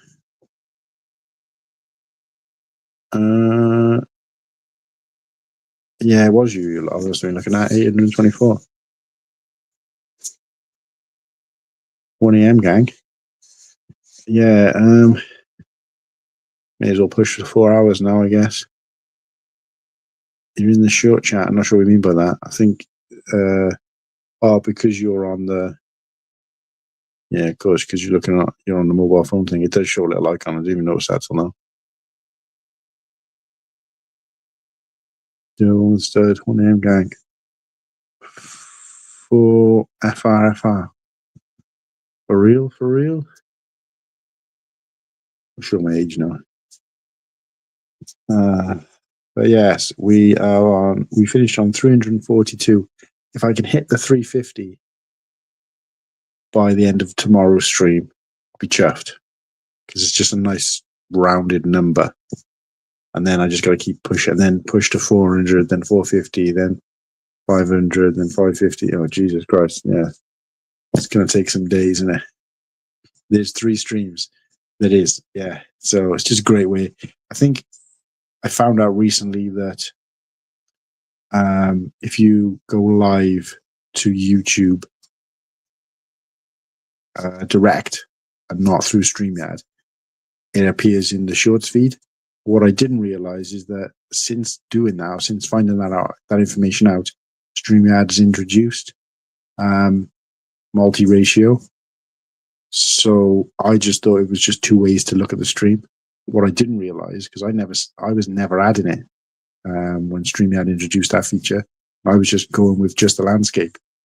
Somebody then told me, well, then even if you're streaming via StreamYard to direct to YouTube, the mobile version or the portrait version or vertical version, whatever you want to call it, appears in the Shorts feed. But obviously, you've got all the benefits of using StreamYard as well. So I didn't actually realize that. So there was no reason for me to go direct to YouTube. The only reason I think I have is because I wasn't planning to have any guests on, and I could use my phone, so the picture's a little bit better, and use the laptop then to look at instructions. Whereas if I was using a laptop to stream like I was earlier, I then got to not look at the screen if I wanted to look at instructions to build and stuff like that. So it just made more sense to use my phone as the streaming, with the YouTube thing, and then have my laptop available to do like everything else, look at comments and look at instructions and do whatever else I want to do. So I might carry on doing that just because it's better. Or I don't know, I might carry on doing this and go into Instagram, because at least then if I have people on Instagram watching, I can get them to come across to YouTube, and then they're not new people. They already know my content and stuff from Instagram. I'm just basically getting them to cross over to another platform. So I don't know. There's pluses and minuses for both. So, but yeah, Rats Studio 7272. How are you doing, mate? Thanks for popping in. We are trying to get to 1,000 subscribers, so you can really help us out now, Rats. You can really scratch our back and give me a sub, please. Because if we get to 1K subs, while I'm streaming every day until I get to 1,000 subs, and I'm quite a way out if you probably haven't already noticed, but I'm also building one piece of a set for every sub I get, and this is what we've built so far over like a couple of days. So yeah, would really appreciate a sub from you, mate. And we all got there's lots of content on this channel. If you go and check out the channel, there's lots to see and do and get involved in. And so yeah, a sub would be much appreciated. Yeah, StreamYard's great. It's changed a lot since I first used it around 6 years ago. Yeah, even since we started using it, and even since we paid for the premium version in like June or July, it's come on leaps and bounds. So it's nice to have that kind of luxury now. But yeah, I just was blissfully unaware that, you get, because when you used to use StreamYard, it just used to only be to, there was nothing, it didn't appear in the Shorts feed, so people weren't seeing the new stuff, back in my day, we never had custom background music, Shorts from streams, more than 6 guests, etc. No, I know. I mean, like I said, it's come on quite a lot just since I've been doing it. But every time I log on to StreamYard, there's a bunch of new features. Started StreamYard, worked. That wrong.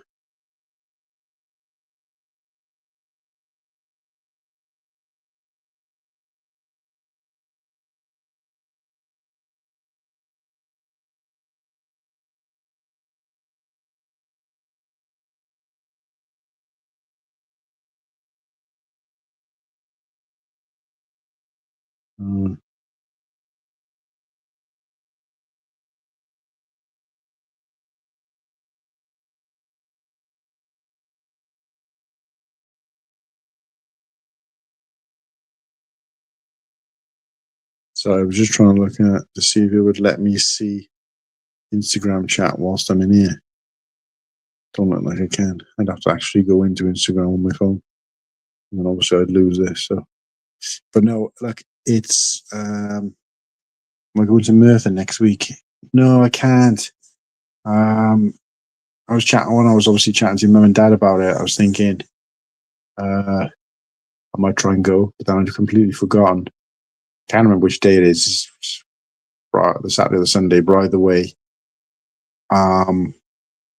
we are taking my daughter to Cardiff on the Saturday to see Mean Girls, the musical. It was her Christmas present, and she's really into it. I can't even remember seeing the original film. So she's in, her and my fiance are really into it. So we thought, yeah, we'll go do a little family event thing. So we're going down to Cardiff for the day. I'm going to go and get my suit measured and bought for the wedding in the day. And then we're going to catch it's actually an afternoon showing of the musical. Meet up with my parents because I haven't seen them for a while and they're going away. Obviously, say hello to them for Mother's Day, but they're going away for my dad's 70th in a couple of weeks. So I won't see them for a while. So we're going to go meet them for some lunch, go to the musical, get my suit sorted, and then come back the same day because Kirsty's got work on Sunday. And then I was considering maybe, because I think it's on the Sunday, so I was considering maybe getting the train up. But it is a bit of a trek from here to go to the event. But the problem is Maya gets picked up because she has school on Monday. She gets picked up quite early on the Sunday to go back to her mum's. Usually gets picked up about 4. So the time we get up there, it'd be time to come back.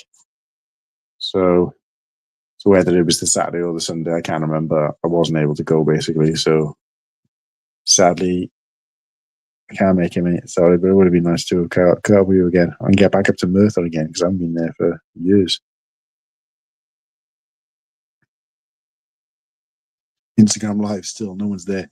Yeah, when I used to do lives on Instagram, it was very much a kind of revolving door of people, and like YouTube where people stay and chat. And I always find that when I'm in other people's Instagram lives, it's very kind of like, because it's not as interactive and you can do other stuff. Like with YouTube, at least you can do other things. But with Instagram, if you want to go and check out, you either got to like watch the Instagram live or you got to leave it. There's no kind of in between. You can't like, minimize the screen and go and do something else on your phone or whatever. And with Instagram, like you said, you lose the whole thing. It's just not as interactive, I don't find, and you can't, Yeah, I don't like it. I mean, it's a bit. It's obviously not designed for going live anyway, but I just don't like the feature of it. And there's been times when I've been on there just doing a live to save me having to record and edit of me like going and doing like a shopping, doing some shopping for Lego or going to see if there was any good Lego deals on. Or at one point I was just kind of vlogging for May the 4th event. I was just using live to do it because, of course, once you finish recording, it becomes a video in your, as part of your content. So for me, it was just I want to film a video for like 5-10 minutes or whatever it is, and then it's just there for other people to watch. But I always found that there was lots of people coming in and chatting and talking. Next thing you know, like a 5-minute live video while I'm walking around shops has ended up being like 20 minutes or half an hour of chatting to different people. But I always did find that it was like people coming in, saying hello, having a chat, going, and then new people coming in, and just a kind of constant flow, rather than with YouTube where people kind of tend to lock in a bit more. So, yeah. How many Lego store trips? There may have been 1 or 2 in there, but I haven't got one close to me, so I don't think there was. It was mostly where I work. There's Sports Direct that I've got game. There is a WH Smith or TG Jones now that sells Lego. There's a Tesco that sells Lego. There's a Smith's that sells Lego. There's B&M Bargains that sells Lego. There is, what else is over there? Argos that sells Lego. So all within that retail park. So basically I would just go out for a wander and just film the shelves and see what's there. And I think I filmed myself picking up like a sign that one of the guys gave me from one of the shops and stuff before, and just stuff like that, but just in the live stream. So, but yeah, anyway, guys, I've really got to go. Been over like 3 hours now. It's only supposed to be a half an hour jobby.